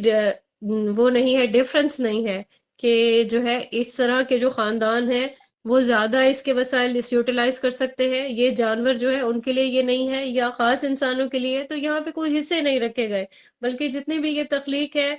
نباتات کی یا جتنے بھی یہ وسائل ہیں، چاہے وہ زمین کے اندر کے وسائل ہوں یا پھر زمین کے باہر کے وسائل ہوں، تو پوری کائنات یہ انسانیت کے لیے ہے، ٹھیک ہے، یہاں پہ کوئی ڈفرینشیٹ نہیں کیا گیا ہے۔ آیت نمبر 11 میں فرمایا جا رہا ہے پھر وہ آسمان کی طرف متوجہ ہوا اور ابھی وہ ایک دھواں سا تھا، تو اس نے کہا تو اس نے آسمان اور زمین سے کہا کہ تم دونوں چلے آؤ خوشی سے یا جبرن۔ ان دونوں نے کہا ہم حاضر ہیں پوری آمادگی کے ساتھ۔ پھر اس نے ان 7 آسمانوں کی شکل دے دی 2 دنوں میں، اور اس نے وحی کر دیا ہر آسمان پر اس کا حکم، اور ہم نے آسمان دنیا کو چراغوں سے مزین کر دیا اور اس کی خوب حفاظت کی۔ یہ اس ہستی کا بنایا ہوا اندازہ ہے جو زبردست ہے، کل علم والا ہے۔ یہاں پہ ہم نے دیکھا کہ پہلے زمین کی کریشن کے بارے میں اللہ تعالیٰ نے بتایا کیسے زمین تخلیق کی، پھر اس میں جو ہے زمین میں اللہ پاک نے صلاحیت پیدا کر دی، پہلے جو ہے ان آرگینک کمپاؤنڈ سے، پھر آرگینک اس میں پیدا ہو گئے سارے وسائل، اور پھر انسانیت کی اور پوری جو اللہ تعالیٰ کی تخلیق ہے، اس میں جاندار جتنے بھی ہیں وہ سب آتے ہیں، وہ سب اس میں جو ہے اپنا حق حاصل کرتے رہے۔ پھر اس کے بعد آسمانوں کی تخلیق کا ذکر آ گیا۔ ہم نے یہاں پہ دیکھا کہ 7 آسمانوں کا تذکرہ ہے، ٹھیک ہے۔ کسی کو ابھی اس کے بارے میں جو ہے وہ اس کی جو سائنسی ایک دریافت ہے، ٹھیک ہے، وہ اس کے یہ سامنے نہیں آ سکے، کیونکہ یہ آیتیں متشابہات میں آتی ہے، ٹھیک ہے۔ اللہ تعالیٰ نے قرآن کریم میں ہمیں بہت جگہوں پہ زمین اور آسمان کی تخلیق کے بارے میں بتایا، لیکن یہاں ان آیات میں تھوڑی زیادہ ڈیٹیل ملتی ہے، ٹھیک ہے۔ زمین کی کریشن ہوئی، پھر اس کے بعد اللہ تعالیٰ نے 7 آسمان بنائے، اور پھر اس کے بعد ان کو پکارا بھی گیا کہ کیسے جو ہے یا خوشی سے آنا ہے یا جبرن آنا ہے، یعنی کیونکہ اللہ کا حکم ہے تو اس کو اوبے کرنا ہے۔ تو انہوں نے آمادگی کے ساتھ دونوں نے کہا کہ ہم حاضر ہیں پوری طریقے سے، اور پھر اس کے بعد اللہ کے حکم جو ہے وہ آسمانوں کی طرف چلے گئے۔ اور پھر بہت ہی ایک پیاری چیز جو ہے وہ یہ ہے کہ آسمان کیونکہ ہم رات کو جب دیکھتے ہیں تو اندھیرے کی وجہ سے یہ بالکل ڈارک اور بلیک کلر کا نظر آ رہا ہوتا ہے، دن میں تو ہم دیکھتے ہیں بڑا ہی پیارا ٹھنڈا سا ایک کلر ہے آسمان کا جس کو ہم اسکائی بلو کہتے ہیں۔ اب رات کو کیونکہ اب تو خیر معاملات تبدیل ہو گئے، ٹھیک ہے، ترقی نے ہم سے بہت سارے جو ہے ایسے جو نیچر کی خوبصورتی ہے وہ بھی چھینی، جیسے کہ ہم اب راتوں کو صحن میں نہیں سوتے، تو جو صحن میں سونے والے جو لوگ ہیں وہ خاص طور پر اس کو نیچر کی خوبصورتی کو جو ہے وہ انجوائے کرتے ہیں کہ کیسے جو آسمان ہے، اور اندھیری جب رات ہوتی ہے تو یہ بہت پیارا ہو جاتا ہے، یعنی ستاروں سے بھرا ہوا۔ تو اللہ پاک نے یہاں پہ چراغوں سے اس کو خوبصورت بنایا، ٹھیک ہے، اور پھر اس کے بعد حفاظت بھی کی، اس کی حفاظت کی، کیونکہ ہم رات کو جب کبھی کسی کا باہر لیٹنے کا کوئی موقع بنے تو وہ دیکھتے دیکھتے ان کو دیکھتے دیکھتے ستاروں کو ہم فیل کرتے ہیں کہ ایک ستارہ ٹوٹ گیا ہے، ٹھیک ہے۔ تو یہ بھی اس میں بھی اللہ تعالیٰ نے یہاں نشانی بتا دی کہ جو شیاطین ہے نا، وہ کیونکہ یہ بھی ہم پڑھ چکے ہیں کہ جو فرشتے ہیں وہ آپس میں کوئی کانورسیشنز کرتے ہیں، اللہ تعالیٰ کی کوئی جو ڈیسیژنز ہوتے ہیں ان پہ آپس میں جو ہے اپنا بھی تبادلہ خیال کرتے ہیں، کیونکہ فرشتے عاقل ہستیاں ہیں، جس طرح سے انسان کو اللہ پاک نے عاقل ہستی بنایا، ٹھیک ہے، یہ غور و فکر بھی کرتا ہے، اپنے معاملات میں رائے بھی دے سکتا ہے، اور پھر جتنی بھی دریافت وغیرہ انسان نے کی اس میں اپنے اپنے شواہد پیش کر سکتا ہے، کوئی کچھ کہتا ہے یہ ایسے ہوا ہوگا، کوئی کچھ، تو ہر کوئی اپنی عقل و فہم کے اکارڈنگ۔ تو اللہ تعالیٰ کی جو ڈیسیژنز ہوتے ہیں ان پہ فرشتے اپنی بھی رائے جو ہے وہ پیش کرتے ہیں، آپس میں بات چیت کرتے ہیں۔ تو شیاطین کیا کرتے کہ وہ آسمانوں کے قریب جانے کی کوشش کرتے ہیں تاکہ ہمیں بھی کوئی کانورسیشن پتہ چل سکے، کیونکہ غیب کی یہ خبریں ہیں تو یہ حاصل کرنے کے لیے یہ پوری اپنی کوشش کرتے ہیں۔ تو پھر کیا کیا جاتا، ان سے ستاروں کے ذریعے سے، فرشتے ایسے ہیں کہ وہ ایک باؤنڈری بنائی گئی، اس کو اگر کوئی کراس کرنے کی کوشش کرے گا شیطان تو اس کو وہیں سے ایسے ستاروں کی جس طرح سے میزائل کو داغا جاتا ہے، ٹھیک ہے، بالکل ان کو ایسے ہی میزائل داغے جاتے ہیں، اور پھر ان کو ہم کہتے ہیں کہ دیکھیں کوئی ستارہ ٹوٹ گیا، ٹھیک ہے۔ تو یہ سارا کا جو سارا علم ہے یہ اللہ تعالیٰ کا ہی ہے، اور اللہ تعالیٰ ہی اس میں پوری قدرت رکھتے ہیں۔ اگلا رکوع سٹارٹ ہوتا ہے آیت نمبر 13 سے لے کے 25 تک کی آیات اس میں شامل ہیں۔ تو اے نبی صلی اللہ علیہ وآلہ وسلم، اگر یہ لوگ اعراض کریں تو آپ کہہ دیجئے کہ میں نے تو تمہیں خبردار کر دیا ہے ایک ایسی خوفناک کڑک سے جیسی کہ قوم عاد اور قوم سمود کی کڑک تھی۔ اس آیت میں جو ہے پچھلی قوموں کا حوالہ دیا گیا ہے، اور پھر یہاں پہ توجہ یہ دلائی گئی ہے کہ عذاب سے یہ نہیں سمجھو کہ صرف قومیں پچھلی تھی انہی پہ عذاب آئے، آپ لوگوں پہ نہیں آ سکتا۔ تو ایسا ہو سکتا ہے کہ کوئی کڑک جو ہے آپ لوگوں کو بھی گھیر لے۔ آیت نمبر 14 میں فرمایا جا رہا ہے جبکہ ان کے پاس رسول آئے، ان کے سامنے سے بھی ان کے پیچھے سے بھی، اس دعوت کے ساتھ کہ اللہ کے سوا کسی اور کی بندگی نہ کرو۔ جواب میں ہر قوم نے، تمام لوگوں نے یہی کہا کہ اگر ہمارا رب چاہتا تو فرشتوں کو نازل کر دیتا، بس جو چیز دے کر آپ بھیجے گئے ہیں ہم اس کا انکار کرتے ہیں۔ یعنی جب جب رسولوں نے اپنی قوموں کو دعوت دی توحید کی، کہ سب سے پہلی جو دعوت ہوتی ہے توحید کی کہ صرف اور صرف ایک اللہ کی بندگی کرنی ہے، ساتھ میں کوئی شریک نہیں کرنا، کیونکہ یہ جو شرک کا ایک ایلیمنٹ ہے یہ بہت پہلے سے چلا آ رہا ہے، ٹھیک ہے۔ تو اللہ تعالیٰ کے ساتھ جو ہے شریک نہیں کرنا، یہ پہلی دعوت ہوتی، لیکن قومیں جو ہے اسی سے ہی منہ پھیر لیتی تھی، انکار کر دیتی تھی کہ اگر تو کوئی فرشتہ آ جاتا تو ہم مان لیتے۔ اب ان کے پاس کیونکہ ماننے کے لیے کوئی کتنی بھی دلیل دے دی جاتی، کیونکہ انہوں نے سوچ لیا تھا کہ ہم نے ماننا تو ہے نہیں، ٹھیک ہے، تو وہ ہیلے بہانے کرتا ہے انسان، وہی والا یہی ان کے پاس بھی ایک ایٹیٹیوڈ تھا کہ اگر کوئی فرشتہ آ جاتا تو شاید ہم مان لیتے، آپ ہمارے جیسے انسان ہیں، اور اسی طرح کے اور بہت سارے بہانے۔ آیت میں 15 میں فرمایا جا رہا ہے عاد کا معاملہ یہ تھا کہ انہوں نے زمین میں بہت تکبر کیا، بالکل ناحق، اور انہوں نے کہا کہ کون ہے ہم سے بڑھ کر قوت میں؟ کیا انہوں نے غور نہیں کیا تھا کہ وہ اللہ جس نے انہیں پیدا کیا وہ ان سے بہت بڑھ کر ہے قوت میں، اور وہ ہماری آیات کا انکار کرتے رہے۔ اب اللہ تعالیٰ نے ان کو طاقتور تو بنا دیا، ٹھیک ہے، تو یہ اس چیز سے بالکل جو ہے وہ سائڈ پہ ہی سوچتے رہتے تھے کہ یہ جتنی بھی قوت ہے وہ اپنے وسائل پہ ہی بھروسہ کرتے کہ شاید یہ قوت ہماری اپنی ہی حاصل کردہ ہے، اور جتنے بھی ہم کام کر رہے ہیں یا جتنے بھی اس قوت کو یوٹیلائز کر رہے ہیں تو اس میں یہ ہماری خود کی ہی ایک کاریگری ہے۔ یعنی اللہ کو اس میں جو ہے وہ نہیں مانتے تھے کہ یہ رحمت اللہ تعالیٰ کی طرف سے ہوئی ہے، بلکہ اس پہ وہ بہت زیادہ تکبر کرتے تھے۔ آیت نمبر 16 میں فرمایا کہ تو ہم نے ان پر چھوڑ دی بہت زور کی ہوا نحوست کے دنوں میں، اور اللہ کا عذاب تو کہیں زیادہ رسوا کن ہوگا، اور وہاں کوئی ان کی مدد کرنے والا نہیں ہوگا۔ اب یہ جو تیز ہوا ہے نا، اس کا ذکر آتا ہے سورہ حاقہ میں آیت نمبر 6 میں، ٹھیک ہے، کہ یہ جو تیز ہوا تھی اس کی شدت بہت زیادہ ہوگی۔ اس آیت کا مفہوم یہی ہے کہ 7 راتوں تک اور 8 دن تک یہ ہوا جو ہے ان تک چلتی رہی اس قوم پر، اور پھر اس کے بعد کیا ہوا، یہ قوم جو ہے یہ ہلاک ہو گئی، برباد ہو گئی۔ آیت نمبر 17 میں فرمایا جا رہا ہے اور جو قوم سمود تھی ان کو ہم نے ہدایت کی راہ دکھائی، لیکن انہوں نے ہدایت کے مقابلے میں اندھے پن کو ہی پسند کیا، تو انہیں بھی آپ پکڑا ذلت کی عذاب کی ہولناک کڑک نے ان کے کرتوتوں کی پاداش میں۔ تو پھر سے اب جو پہلے قوم عاد کا ذکر کیا، پھر قوم سمود کا، تو ان کی ڈیٹیل ہم نے دیکھی کہ رسول ان کی طرف بھیجا گیا، پھر اس کے بعد انہوں نے کہا نہیں ہمیں معجزہ چاہیے، ٹھیک ہے، تو پھر اس کے بعد ان کو ایک اونٹ جو ہے اونٹنی وہ ایک پہاڑ سے برآمد کی گئی تھی اللہ تعالیٰ کی طرف سے، یہ ایک معجزہ تھی۔ اب یہ معجزہ دیکھنے کے بعد ان کا فرض بنتا تھا قوم پوری کا کہ یہ ایمان لے آتے، لیکن پھر بھی انہوں نے اندھے پن کی طرف سے اللہ تعالیٰ کی طرف سے تشبیہ دی گئی ہے کہ دیکھنے کے باوجود، اور معجزہ دیکھ لیا ایمان نہیں لا رہے، تو اس کا یہی مطلب ہے کہ یہ ابھی تک اندھے ہیں۔ آیت نمبر 18 ہم نے نجات دے دی ان کو جو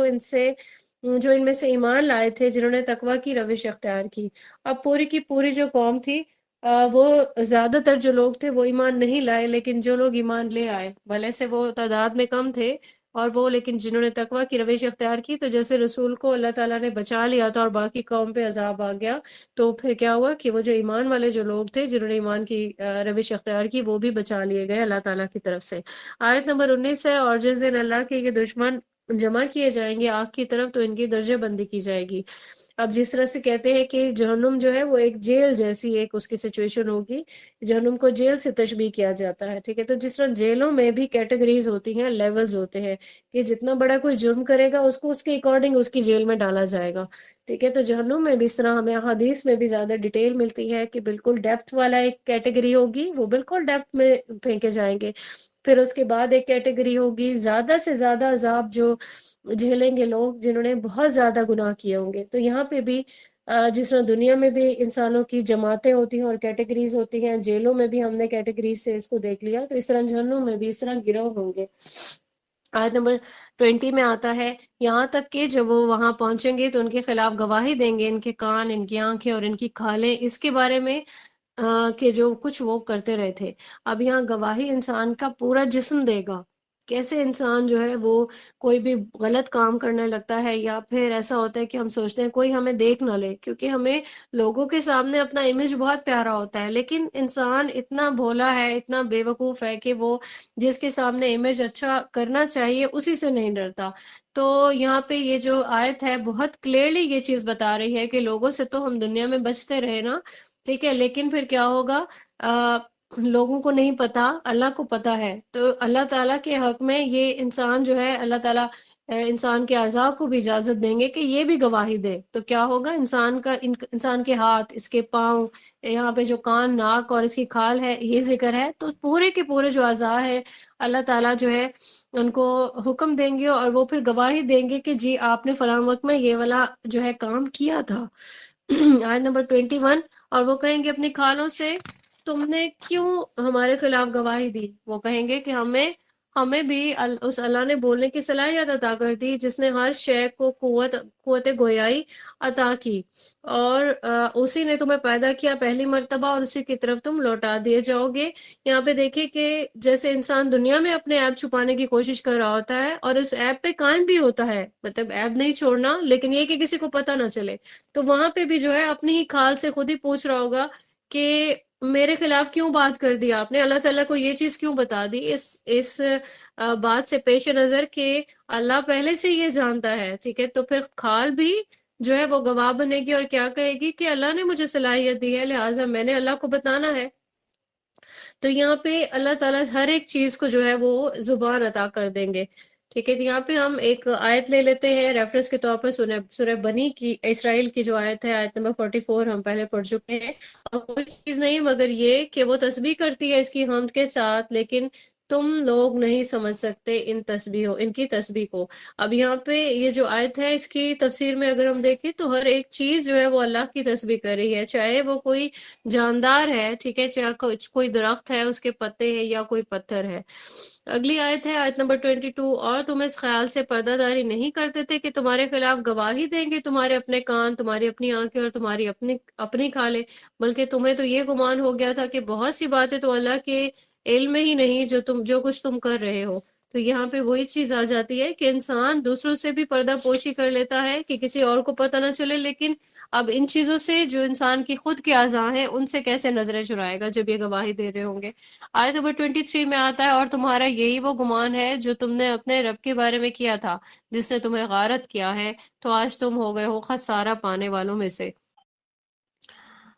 تو ہمیشہ جو ہے اللہ تعالیٰ کی جو نظر ہے اس کو محسوس کرنا چاہیے انسان کو، کہ جو بھی انسان کام کر رہا ہے، چھوٹی غلطی ہے یا بڑی غلطی ہے، دل میں اس چیز کا اعتقاد اور ایمان ہونا چاہیے کہ اللہ مجھے دیکھ رہا ہے، اور پھر جو امیج ہے وہ اللہ کے سامنے بلڈ کرے، کیونکہ آخرت میں جب فیس کریں گے اللہ تعالیٰ کو تو کس حیثیت سے فیس کریں گے ہم؟ تو اپنے آپ کو انشاءاللہ ہم سبھی لوگوں نے اس قابل بنانا ہے کہ قیامت کے دن اللہ تعالیٰ کا سامنا ہم لوگ کر سکیں۔ آیت نمبر 24 میں آتا ہے، تو اب اگر یہ لوگ صبر کریں یا نہ کریں پس ان کا ٹھکانہ آگ ہی ہے، اور اگر وہ معافی مانگے تو اب انہیں معاف نہیں کیا جائے گا، کیونکہ اللہ نے مہلت سے پہلے تک کی معافی کا وعدہ کیا ہے، اور صدقی دل سے جو توبہ کرے گا، ٹھیک ہے، تو اس کے بعد جب ٹائم ختم ہو گیا اور آخرت میں جا کے کوئی اگر ریئلائز کر بھی لے گا تو وہ چیز اس کو کفایت نہیں کرے گی۔ آیت نمبر 25 میں آتا ہے، اور ہم نے ان کے لیے ایسے ساتھی مقرر کر دیے جنہوں نے ان کو مزین کر کے دکھلائی ہر وہ چیز جو ان کے سامنے تھی اور جو ان کے پیچھے تھی، اور ان پر سچ ثابت ہوئی اللہ کے عذاب کی وہ بات، اور وہ شامل ہو گئے ان امتوں میں جو ان سے پہلے گزر چکی ہیں، جنوں اور انسانوں کی، یقیناً وہ خسارہ پانے والے لوگ تھے۔ تو یہاں پہ دیکھیں کہ اسی لیے انسان جو ہے وہ دنیا میں یہ چاہ رہا ہوتا ہے کہ اس کے ساتھی اچھے ہوں، کیونکہ وہ یہ چیز جانتا ہے کہ جب بھی کبھی برا ساتھی ہوگا تو وہ ہمیں برائی کو خوبصورت بنا کے دکھائے گا، اور پھر کیا ہوگا کہ اس راستے پہ چلتے چلتے وہ چیز جو ہے اپنی برائی کی جو ایک انٹینسٹی ہے وہ ختم ہوتے ہوتے کم ہوتے ہوتے ختم ہونے لگے گی، ٹھیک ہے۔ تو یہاں پہ باور کرایا گیا ہے کہ پھر جن قوموں پہ عذاب آئے، ٹھیک ہے، تو انہی امتوں میں یہ لوگ بھی جو ہے وہ یوں سمجھ لیں کہ شامل ہو گئے۔ ہم یہاں ریفرنس دیکھ لیتے ہیں کہ کیسے جو ہے اللہ پاک نے فرشتوں کے ذریعے سے انسانوں کی حفاظت کا پیغام، وہ جو انتظام ہے وہ فرمایا ہے۔ سورہ الانعام کی آیت نمبر 21 میں 61 میں جو چیز ہے وہ فرمائی گئی ہے کہ اللہ تعالیٰ نے فرشتوں کے ذریعے سے انسانوں کی حفاظت کی۔ اب ہم جانتے ہیں کہ ہمارے ساتھ بھی دو فرشتے ہیں، کیسے کہ کرام کاتبین ہیں، ہمارا جتنا بھی ڈیلی بیسس پہ جو ہر لمحے کا ریکارڈ ہے وہ ان کے پاس محفوظ ہے، جس کو ہم بچپن سے سنتے آئے ہیں کہ دائیں کندھے پہ اچائی والا فرشتہ کہ جو اچھے کام لکھے گا، اور بائیں جو ہے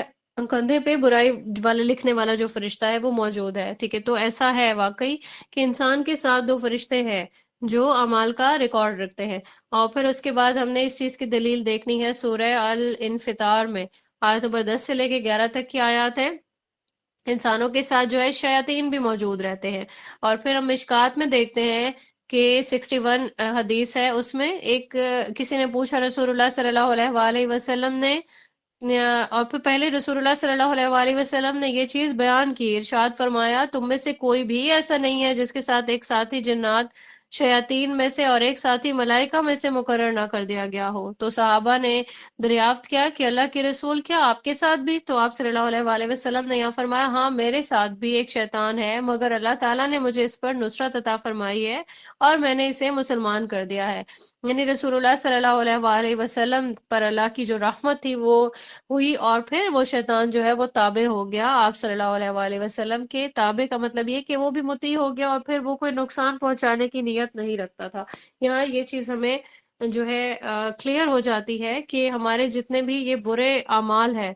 ہم جب شیطان کی پیروی کریں گے، اب وہ شیطان جو ہے وہ واقعتاً شیطان ہو سکتا ہے، اور پھر ایسے دوست بھی جو انسان جن کی کمپنی میں خوش ہوتا ہے، ٹھیک ہے۔ تو غلط راہ پہ اگر کوئی چلائے گا تو اس کا یہی مطلب ہے کہ ہم جو برے اعمال ہیں، برائی والی چیزیں ہیں، ان کے وہ ہمیں مزین کر کے دکھا دی گئی ہیں، اور پھر اس کے بعد جو ہے الٹیمیٹ ریزلٹ تو خسارہ ہے نا، ٹھیک ہے۔ تو جو آخرت کا جو خسارہ ہے، اللہ پاک ہمیں ان سے بچنے کی توفیق عنایت فرمائے، آمین ثم آمین۔ اگلا رکوع جو ہے وہ سٹارٹ ہو رہا ہے آیت نمبر 26 سے لے کے 36 تک کی آیات اس میں شامل ہیں۔ پہلی جو 26 آیت ہے اس میں فرمایا جا رہا ہے، اور کہا ان لوگوں نے جنہوں نے کفر کیا کہ مت سنو اس قرآن کو اور اس کی تلاوت کے دوران میں شور مچایا کرو تاکہ تم غالب رہو۔ اب یہاں پہ قرآن کریم کو جب منافقین سنتے تھے تو ان کو اصل میں ڈر ہوتا تھا یہ کہ کہیں واقعی یہ ہمارے دل پہ اثر نہ کر جائے، ٹھیک ہے۔ تو یہاں پہ وہ ایک اسٹریٹجی اپناتے تھے کہ یا تو سننا نہیں ہے، قرآن کریم کی تلاوت جب ہو رہی ہو سننا کیوں نہیں ہے، تاکہ جو ہے ایسا نہیں ہو کہ ایمان لے آؤ۔ اور پھر دوسری ایک اسٹریٹجی کہ ہم ایسا کرتے ہیں کہ جب رسول اللہ صلی اللہ علیہ وآلہ وسلم تلاوت کرنے لگیں گے تو ہم شور مچائیں گے یا پھر دوسروں کو بھی سننے نہیں دیں گے۔ ایک تو خود بھی برا کام کرنا ہے، ٹھیک ہے، دوسروں کو بھی جو ہے وہ اچھائی کی راہ پہ چلنے سے منع کرنا ہے۔ یہ ان کی ساری پلاننگز ہوتی تھی، اور اس کا مطلب یہ بھی تھا کہ مذاق اڑایا جائے، ٹھیک ہے۔ جس طرح سے کبھی کوئی اگر حق کی بات کرنے لگتا ہے تو باقی جو اس حق کی بات پہ عمل نہیں کرنا چاہتے وہ خواہ خواہ اس کا مذاق اڑانے لگتے ہیں، ہوٹنگ کرنے لگتے ہیں۔ اور پھر یہ جو غالب رہنے کی جو کوشش ہے، اب جو حق کے لیے جو اس کی راہ میں کھڑا ہوگا وہ یہی کوشش کرے گا، اور جو شیطانی قوت ہوگی وہ یہ کوشش کریں گے کہ اس کا جو پھیلنا ہے وہ بھی پاسبل نہیں ہو سکے، ٹھیک ہے۔ کوئی اس کو پڑھے نہیں، سنے نہیں۔ اور ابھی کبھی یہ بھی سننے میں آتا ہے نا کہ جس طرح سے ہم لوگ کبھی پڑھ رہے ہوتے ہیں یا دین کا جو کام ہے یہ کرنے کی کوشش کر رہے ہوتے ہیں، ٹھیک ہے، تو کیا ہوتا ہے کہ شیطان ہمیں سلا دیتا ہے۔ جیسے کبھی کوئی چاہ رہا ہوتا ہے کہ میں تہجد کی نماز میں اٹھ جاؤں، اللہ تعالیٰ کے ساتھ میں اپنا جو ہے احوال کروں، اللہ سے کچھ مانگوں، اللہ کو کچھ اپنی باتیں بتاؤں، ٹھیک ہے، تو بہت زیادہ نیند کا غلبہ ہو جاتا ہے، یا پھر فجر کے وقت بھی۔ تو یہ ساری اس سب کی مثالیں ہیں کہ شیطان کی اسائنمنٹ ہے یہ، اور ان لوگوں کی بھی جو پرسنالٹی ہے وہ شیطان جیسی ہے، جو قرآن کریم کی جو تلاوت ہے اس کی راہ میں روڑے اٹکانے کی کوشش کرتے تھے۔ آیت نمبر 27 میں آتا ہے تو ہم لازماً مزہ چکھائیں گے ان کافروں کو بہت سخت عذاب کا۔ تو بہت سخت جو کا جو ورڈ یوز کیا گیا ہے، ٹھیک ہے، یہاں پہ ہم سورہ بقرہ کی آیت نمبر 185 میں دیکھ لیتے ہیں، جس کی ٹرانسلیشن یہی ہے کہ اگر یہ لوگ میری اس عظیم نعمت کو ٹھکرا رہے ہیں اور میرے بندوں تک اس کو جو ہے پہنچنے سے روک رہے ہیں اور سازشیں کر رہے ہیں، تو پھر میں کیا کروں گا، ان کو سرکشی کا مزہ چکھاؤں گا، ٹھیک ہے۔ یہ میں نے آیت کا مفہوم بیان کیا ہے۔ آیت کے اگلے حصے میں فرمایا جا رہا ہے ہم انہیں سزا دیں گے ان کے بدترین اعمال کے حساب سے۔ یہ بدلہ ہے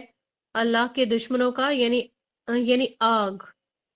اور اس میں ان کے لیے ہمیشگی کا ٹھکانہ ہوگا، یہ بدلہ ہوگا اس کا کہ وہ ہماری آیات کا انکار کرتے رہے، اور جو کافر ہیں وہ کہیں گے "اے ہمارے پروردگار ذرا ہمیں دکھا دے جنوں اور انسانوں میں سے وہ لوگ جنہوں نے ہمیں گمراہ کیا تھا، اور ہم انہیں اپنے قدموں کے نیچے سے رون دے تاکہ وہ سب وہ ہو جائیں سب سے نیچے والے"۔ اچھا، یہاں پہ ہم دیکھ رہے ہیں کہ آگ کا جو عذاب ہے اس کی وعید ہے۔ پہلے ہم نے دیکھا کہ کس طرح اللہ کے راستے میں روکنے کے لیے انسان اور شیاطین جو ہے وہ کوشش کرتے ہیں، اور اس کے بعد ہم نے آیات کا انکار کرنے والوں کے لیے آگ کی وعید دیکھی۔ اس کے بعد ہم دیکھتے ہیں اگلی آیت ہے، آیت نمبر 30، جس میں فرمایا جا رہا ہے "بے شک وہ لوگ جنہوں نے کہا ہمارا رب اللہ ہے، پھر وہ اس پہ ثابت قدم رہے،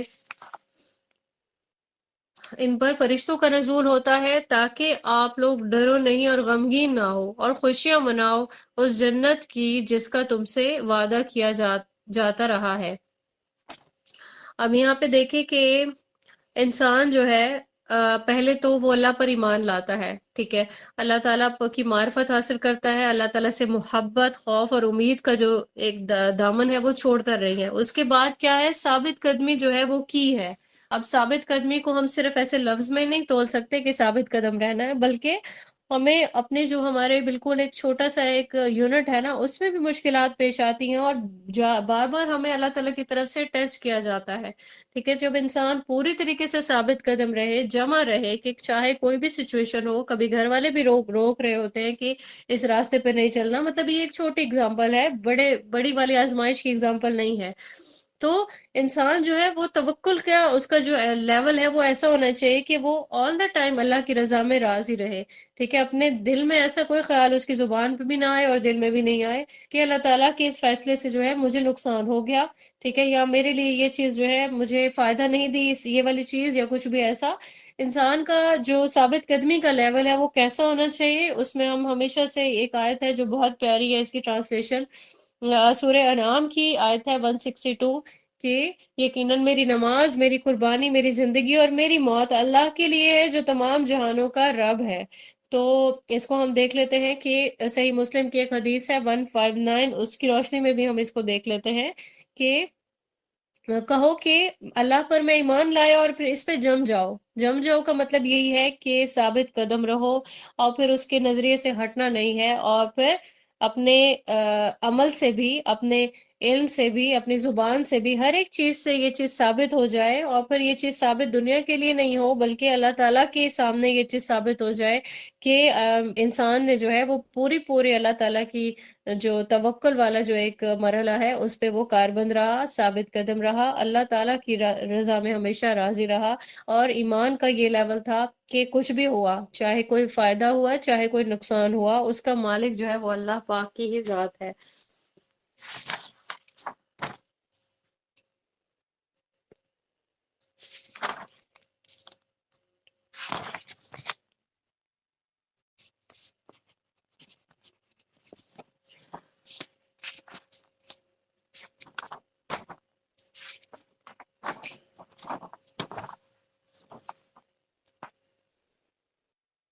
یہاں پہ جو فرمایا جا رہا ہے کہ فرشتوں کا نزول ہوتا ہے اور آپ ڈرو نہیں اور غمگین نہ ہو، ٹھیک ہے، تو اس سے مراد یہی ہے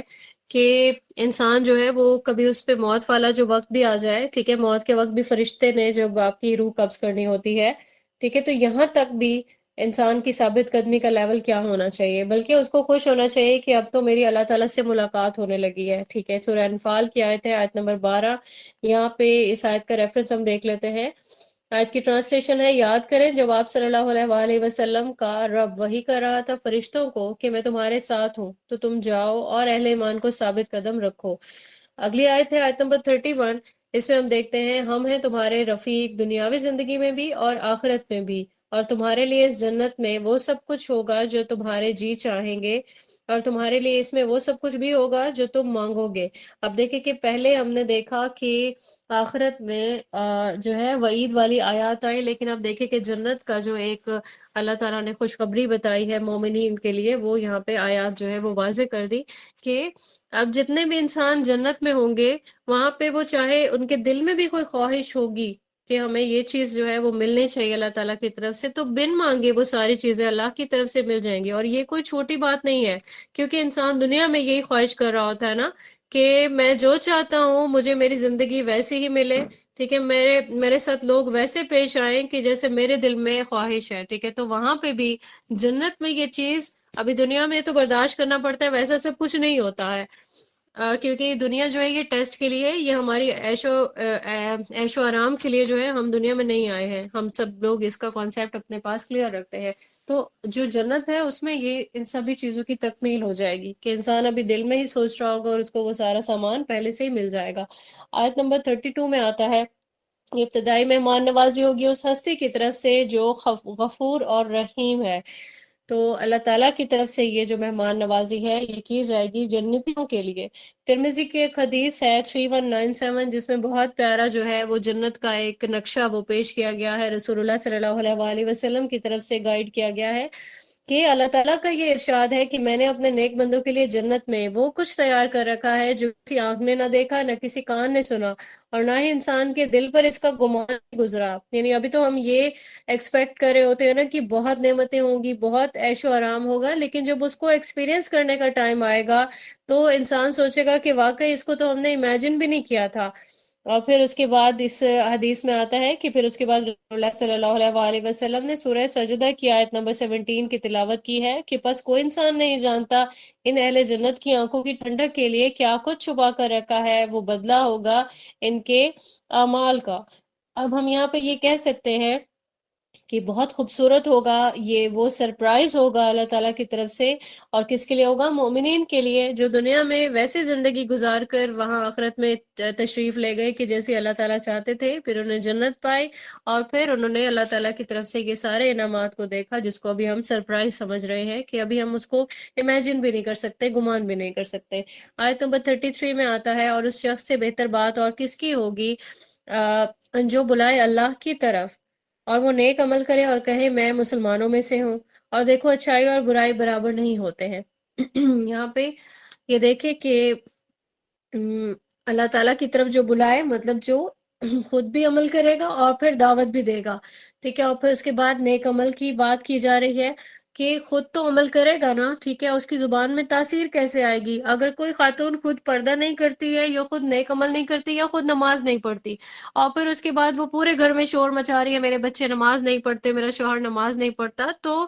آپ کو جو ہے آپ کی زبان میں تاثیر بھی نہیں آتی ہے جب تک آپ خود وہ عمل کرتے نہیں ہوگے. تو سب سے پہلا جو کام ہے نا کسی بھی داعی کا، وہ یہ ہے کہ دعوت دینے سے پہلے اپنے آپ کو اس پیرامیٹر پہ پورا اتارے، وہ آپ خود اس سانچے میں پورا اترتا ہو. ایسا نہیں ہو کہ کہے کہ نہیں میرا حساب تو اللہ کو میں نے خود دینا ہے نا، تم ٹھیک ہو جاؤ. تو اہل یہود کی یہی روش تھی، وہ یہ کہتے تھے کہ ہمارے لیے بہت آسان ہے کہ اللہ نے جو ہمیں تورات میں جو پیغام دے دیا، ہم اس پہ سب کو جو ہے وہ ہم اس کی دعوت دیتے رہیں گے، ٹھیک ہے، لیکن ہم سے خود نہیں ہوگا یہ، ٹھیک ہے. اہل یہود کی یہ روش تھی. اور قرآن کریم میں ہم نے دیکھا کیسے وہ غضب اور غصے والے جو ہے ان کے لیے اللہ تعالیٰ کی ایک روش تھی، ٹھیک ہے. اللہ تعالیٰ نے ان کو پسند نہیں کیا اس عمل کو، اور ان کے باقی بھی جتنے بھی عمل تھے ان کو پسند نہیں کیا، اور اللہ تعالیٰ نے پھر ان کو دوالین کہا، ٹھیک ہے، یعنی کہ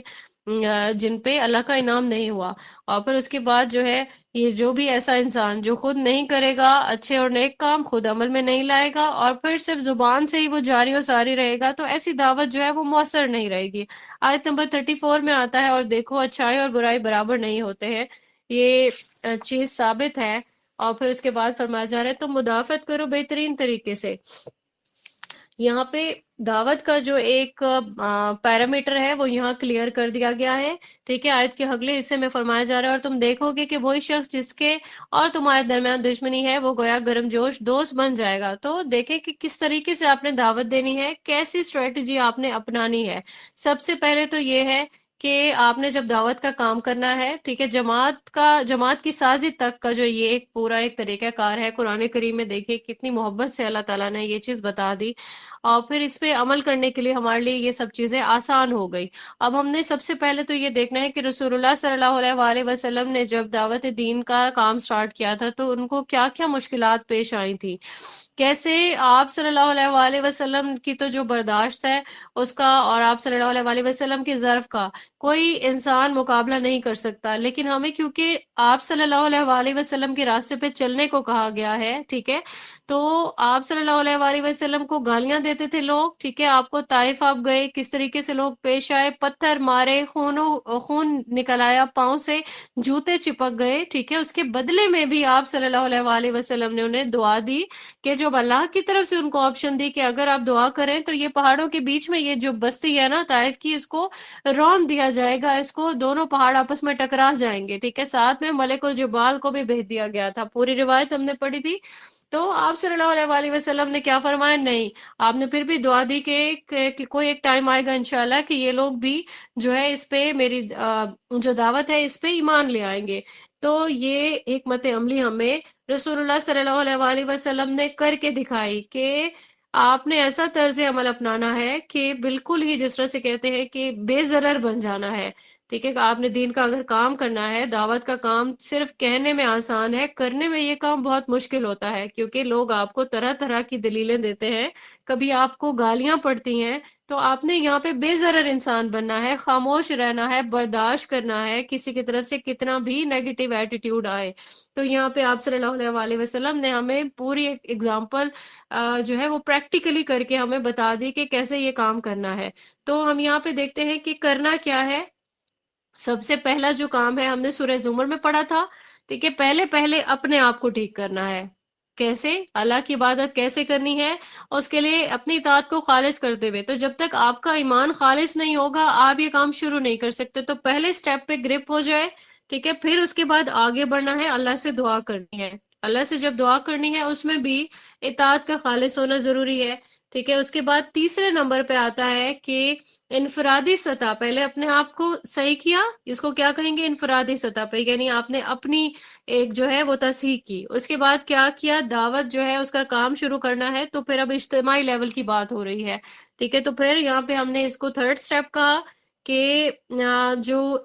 لوگ ہیں ان تک یہ بات پہنچانی شروع کرنی ہے۔ پھر اب اس کے بعد کیا کرنا ہے؟ جب آپ نے اپنی دعوت کو مؤثر کرنا شروع کر دیا تو پھر اب جماعت سازی کی بات ہو رہی ہے چوتھے نمبر پہ، ٹھیک ہے، ایک جماعت بنانی ہے۔ اب اس کی مثال ہم دیکھ لیتے ہیں، سورہ آل عمران کی آیت ہے 104، جس میں یہ بتایا گیا ہے کہ تم میں سے ایک جماعت ضرور ہونی چاہیے ایسی جو خیر کی طرف دعوت دے، نیکی کا حکم دیتی رہے اور بدی سے روکتی رہے، اور یہی لوگ ہیں جو فلاح پانے والے ہیں۔ ہم نے سورہ عصر انشاءاللہ ہم پڑھیں گے 30 پارے میں، اس میں بھی ہم یہی دیکھتے ہیں کہ کیا امپورٹنس ہے نیکی کا حکم دینے اور برائی سے روکنے کی، اور پھر خسارے سے بچنے کا ایک یہی فارمولا ہے، اور اس کے علاوہ ہم سب میں سے کسی ایک کے پاس بھی کوئی اور آپشن ہے نہیں، ٹھیک ہے۔ تو وہ جو لیول ہے نا، وہ لیول کے انسان صرف اپنی ہی رگڑ مانچ کرتا رہے گا، یا پھر وہ کیا کرے گا؟ وہ دوسروں کی خیر کی بھی فکر کرے گا۔ تو جو مومن ہوگا نا، وہ صحیح ایک اسی لیول پہ اس کا یہی کانسیپٹ ہوگا کہ میں نے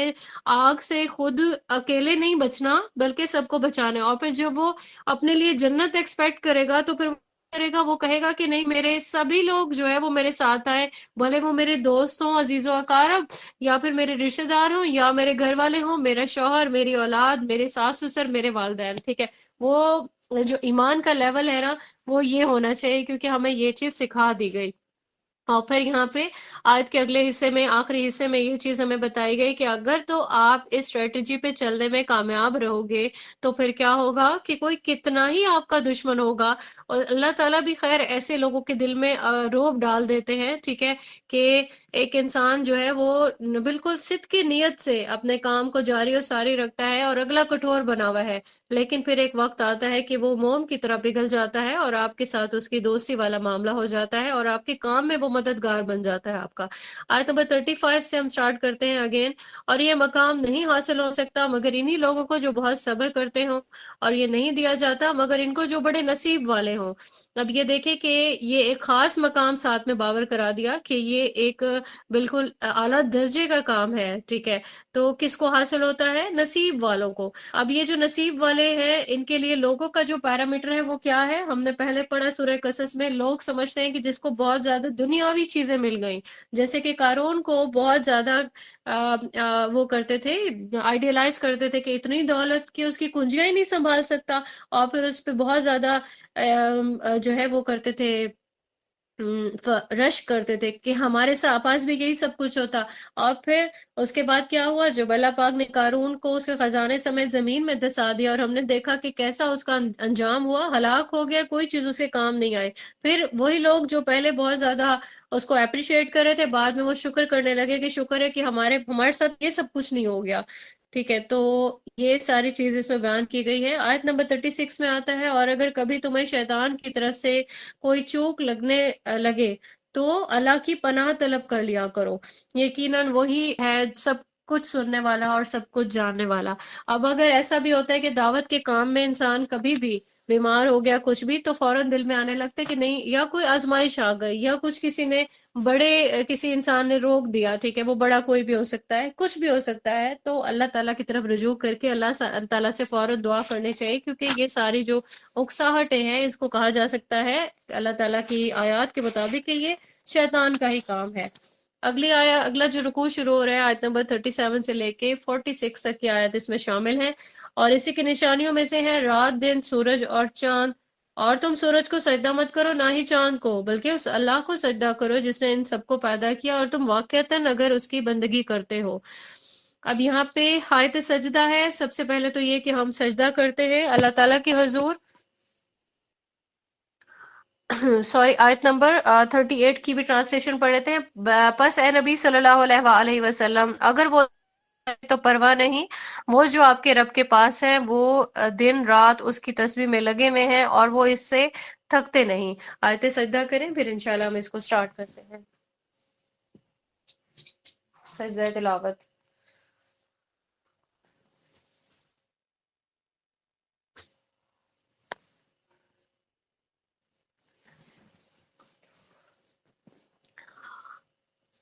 اب یہاں پہ جو ہے سورج اور چاند کی جو پرستش ہے، ٹھیک ہے، یہ پرانے دور میں ہوتا تھا، اور اگر ہم ابھی بھی سرچ کریں تو آج بھی ایسی قومیں موجود ہیں جو کہ انہی چیزوں کی پوجا کرتی ہیں۔ اگلی آیت میں اللہ تعالیٰ نے اپنی بے نیازی کے بارے میں بتایا کہ اگر کوئی اللہ کو تکبر کی بنا پہ کوئی سجدہ نہیں بھی کرتا، تو اللہ تعالیٰ کے پاس پوری ایک فرشتوں کی ٹیم ہے، اور ان کا کام بھی یہی ہے کہ سارا وقت وہ اللہ تعالیٰ کی تسبیح میں ہی لگے رہتے ہیں، اللہ کی حمد و ثنا بیان کرتے رہتے ہیں۔ تو اللہ کو یہاں پہ اللہ نے اپنی بے نیازی جو ہے وہ شو کی ہے۔ سورہ بقرہ کی آیت نمبر 30 میں بھی یہی چیز آتا ہے فرشتوں کے بارے میں کہ آپ کی حمد و ثنا کے ساتھ تسبیح اور آپ کی تقدیس میں لگے ہوئے ہیں۔ آیت نمبر 39 ہے، اور اس کی نشانیوں میں سے یہ بھی ہے کہ تم زمین کو دیکھتے ہو کہ وہ دبی پڑی ہے،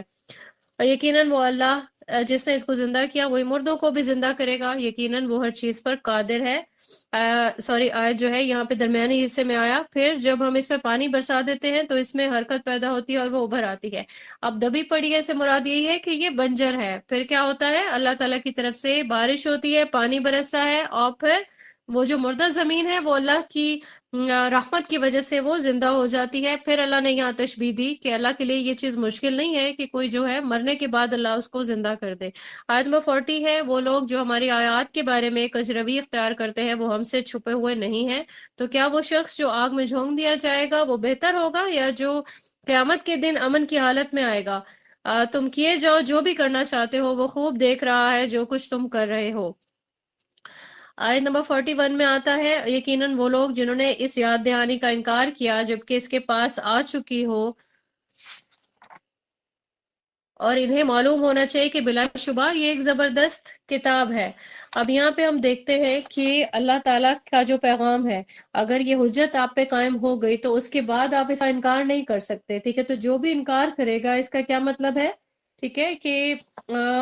اللہ تعالیٰ کی رحمت سے وہ انسان منہ موڑ رہا ہے۔ اور سورہ حشر کی آیت نمبر 19 میں کیا آتا ہے کہ اے اہل ایمان، تم ان لوگوں کی طرح نہ ہو جانا جنہوں نے اللہ کو بھلا دیا، تو نتیجتاً اللہ نے بھی ایسا ہی کر دیا کہ وہ خود اپنے آپ کو ہی بھول گئے۔ تو یہاں پہ یہ چیز باور کرائی گئی ہے اللہ کی طرف سے۔ اور آیت نمبر 42 میں آتا ہے باطل اس پر حملہ آور ہو ہی نہیں سکتا، نہ اس کے سامنے سے اور نہ ہی اس کے پیچھے سے، اس کا اتارا جانا ایک حکیم اور حمید ہستی کی طرف سے ہے۔ اب یہاں پہ جو ہے مثال دی گئی ہے کہ اللہ تعالیٰ جو ہے وہ قرآن کے راستے پہ چلنے والوں کے لیے بہت زیادہ مددگار ثابت ہوتے ہیں، اور یہ چیز ہم نے ابھی پڑھی کہ فرشتوں کو بھی جو ہے وہ بھیجا جاتا ہے انسان کی حفاظت کے لیے، اور قرآن کریم کے جو بھی چیزیں ہیں، مطلب جو بھی دعوت کا کام کرے گا، ٹھیک ہے، تو پھر کوئی اس میں تحریف نہیں کر سکتا، اور نہ ہی کوئی اس سے جیسے اہل یہود کرتے تھے کہ اپنی مرضی سے ہی فتاوی نکال دیے، تو ایسا کرنا جو ہے وہ بھی کسی انسان کے لیے پاسبل نہیں ہے۔ اور جب کچھ کافی سارے ایسے لوگ ہیں، اللہ تعالیٰ ان سب کے عزائم کو ناکام بنا دیں، آمین ثم آمین۔ آدم 43 میں آتا ہے اے نبی صلی اللہ علیہ وآلہ وسلم، نہیں کہا جاتا آپ سے مگر وہی کچھ جو آپ سے پہلے رسولوں سے کہا گیا تھا، یقیناً آپ کا رب مغفرت والا بھی ہے اور دردناک سزا دینے والا بھی۔ اور اگر ہم نے اسے عجمی قرآن بنایا ہوتا تو یہ کہتے اس کی آیات واضح کیوں نہیں ہے، کیا کتاب عجمی اور مخاطب عربی؟ اے نبی صلی اللہ علیہ وآلہ وسلم آپ کہیے کہ یہ ہدایت اور شفا ہے ان لوگوں کے لیے جو ایمان لائیں، اور جو لوگ ایمان نہیں لاتے ان کے کانوں میں بوجھ ہے، اور یہ قرآن ان کے حق میں اندھا پن ہے۔ یہ وہ لوگ ہیں جو پکارے جاتے ہیں بہت دور کی جگہ سے۔ یہاں پہ ہم نے اس چیز کو دیکھا کہ بار بار قرآن کریم میں اس چیز کو، اس حقیقت کو بتایا جا رہا ہے کہ جب رسول اللہ صلی اللہ علیہ وآلہ وسلم کیونکہ عرب سے تھے، تو اگر اسے عجمی بنا دیا جاتا تو پھر یہ لوگ جو ہے اس پہ بھی اعتراض کرتے کہ جو ہے نبی بھیجا گیا عرب میں اور نبی عربی، اور جو قرآن کریم کی آیات ہیں وہ عجمی میں، یعنی کہ کسی بھی اور زبان میں اگر ہوتا، ٹھیک ہے، تو یہ ایمان نہ لانے کے صرف ایک طور طریقے ہیں ان کے، اور یہ اس کو جو ہے کانوں میں بوجھ سمجھتے ہیں، دیکھنے کے باوجود بھی ان کے لیے یہ اندھا پن ہے۔ آیت نمبر 45 میں آتا ہے اور ہم نے موسیٰ کو بھی کتاب دی تھی تو اس میں بھی اختلاف کیا گیا، اور اگر آپ کے رب کی طرف سے ایک بات پہلے سے طے نہ ہو چکی ہوتی تو ان کے مابین فیصلہ کر دیا جاتا، اور یقیناً وہ اس کے بارے میں مبتلا ہے، اور جو کوئی نیک عمل کرتا ہے تو وہ اپنے لیے کرتا ہے، اور جو کوئی برا کام کرتا ہے تو اس کا بھی وبال اسی پر آئے گا، اور آپ کا رب کچھ بھی ظلم کرنے والا نہیں ہے اپنے بندوں کے حق میں۔ یہاں پہ ہم نے دیکھ لیا کہ اللہ تعالیٰ نے جو ہے اپنے فیصلے کا ایک وقت مقرر کر رکھا ہے، ٹھیک ہے، تو یہ جو فیصلے کا وقت ہے یہ پہلے بھی نہیں ہو سکتا، یہ بعد میں بھی نہیں ہو سکتا، یہ اللہ تعالیٰ کی طرف سے، اللہ کی مصلحت کی طرف سے ہی ہے۔ اور جو چیز، جو بھی لوگ ہیں اس کے بارے میں جو بھی شکوک و شبہات پیدا کرنے کی کوشش کر رہے ہیں، اللہ تعالیٰ ان سے جو ہے یہ حقیقت باور کرائی گئی ہے کہ جو بھی نیک عمل کر رہا ہے تو اپنے لیے کرے گا، اور کوئی اس کا فائدہ کسی دوسرے کو نہیں پہنچا سکتا۔ تو جو اختلافات کرنے والے ہیں جو ہم نے آیت میں دیکھا، ٹھیک ہے، تو ایسے ان اختلافات کی مثال یہاں پہ حضرت موسیٰ علیہ السلام کی کتاب کی صورت میں بھی دی گئی ہے کہ اختلاف کے لیے جو ہے واضح طور پر جو ہے کتاب بھیجی گئی ہے، پھر بھی کوئی لوگ اس کو شک و شبہ اور اختلاف پیدا کرنے کی کوشش کر رہے ہیں، ٹھیک ہے، تو ان لوگوں کے لیے یہ چیز واضح کر دی جائے گی، اور پھر جب قیامت کا ایک وہ امپورٹنس بتائی جا رہی ہے کہ جب فیصلے کا جب وقت آئے گا تو اللہ تعالیٰ یہاں پہ کسی کے بھی حق میں ظلم کرنے والا نہیں ہے۔ اچھا، یہاں ایک رکوع رہتا ہے، میں چاہ رہی ہوں کہ اس کو ہم کمپلیٹ کر لیں تاکہ سورہ سجدہ کمپلیٹ ہو جائے۔ رکوع سٹارٹ ہوتا ہے 47 سے لے کے 54 تک کی آیات اس میں شامل ہے۔ اسی کی طرف لوٹتا ہے قیامت کا علم، اور نہیں نکلتے کوئی پھل اپنے غلافوں سے، اور نہ ہی کسی مادہ کو حمل ہوتا ہے، اور نہ ہی اس کو وہ جنتی ہے مگر اسی کے علم سے۔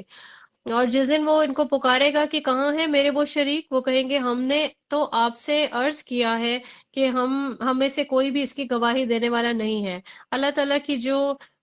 علم ہے نا غیب کا، اس کے بارے میں یہ آیت ہے کہ اللہ تعالیٰ کے پاس ہی ان سبھی چیزوں کا علم ہے، اور اگر اللہ چاہے تو یہ ساری چیزیں ہوتی ہیں، کوئی اس میں جو ہے کوئی اس میں اپنا انٹرفیئر نہیں کر سکتا، چاہے وہ کوئی چھوٹا عمل ہو۔ ان سب میں سے کسی کو بھی ہم چھوٹا عمل نہیں کہہ سکتے ہیں، یعنی کہ اگر کوئی پھل ہے اس کی کریشن ہے، نہ ہی اگر کسی کو انسان کو یا کسی جاندار کو بھی اللہ تعالیٰ جو ہے اسے اولاد سے نوازے، ٹھیک ہے، یہ ساری چیزیں جو ہے یہ غیب کا علم ہے، اور اس کے بارے میں اللہ کے سوا کوئی اور جان نہیں سکتا۔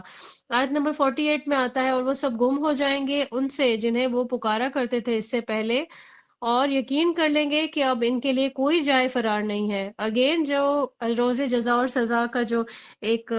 وعدہ ہے اللہ تعالیٰ کی طرف سے، اس کے بارے میں بتایا جا رہا ہے کہ ابھی دنیا میں جس پہ انسان ڈیپینڈ کر رہا ہوتا ہے، پھر اس وقت جو ہے آخرت میں جب وہ موت کے بعد جب وہ اس عذاب کی سختی کو دیکھے گا تو تب وہ کس کو پکارے گا۔ 49 آیت ہے، انسان بھلائی مانگنے سے نہیں تھکتا، اور اگر کہیں اسے کوئی تکلیف پہنچ جائے تو بالکل مایوس اور دل شکستہ ہو جاتا ہے۔ یعنی نعمتوں کی موجودگی میں تو انسان خوش رہتا ہے کہ مجھے اللہ تعالیٰ مجھے بہت نواز رہا ہے، جیسے آزمائش ہوتی ہے تو فوراً ہی اس کا دل جو ہے وہ بالکل مایوس ہو جاتا ہے، اور یہ ایک شیطانی ایک عمل ہے۔ انسان جو ہے مومن جو ہے وہ کبھی بھی مایوس نہیں ہوتا اللہ تعالیٰ کی رحمت سے۔ آیت نمبر 50 میں آتا ہے، اور اگر ہم اپنی رحمت کا مزہ چکھا دیں اس کے بعد کہ اسے کوئی تکلیف پہنچی تھی، تو وہ ضرور کہے گا ہاں یہ تو میرا حق تھا۔ انسان کا جو ایک فطری ایک جو تقاضا ہے اور جو فطری اس کی ایک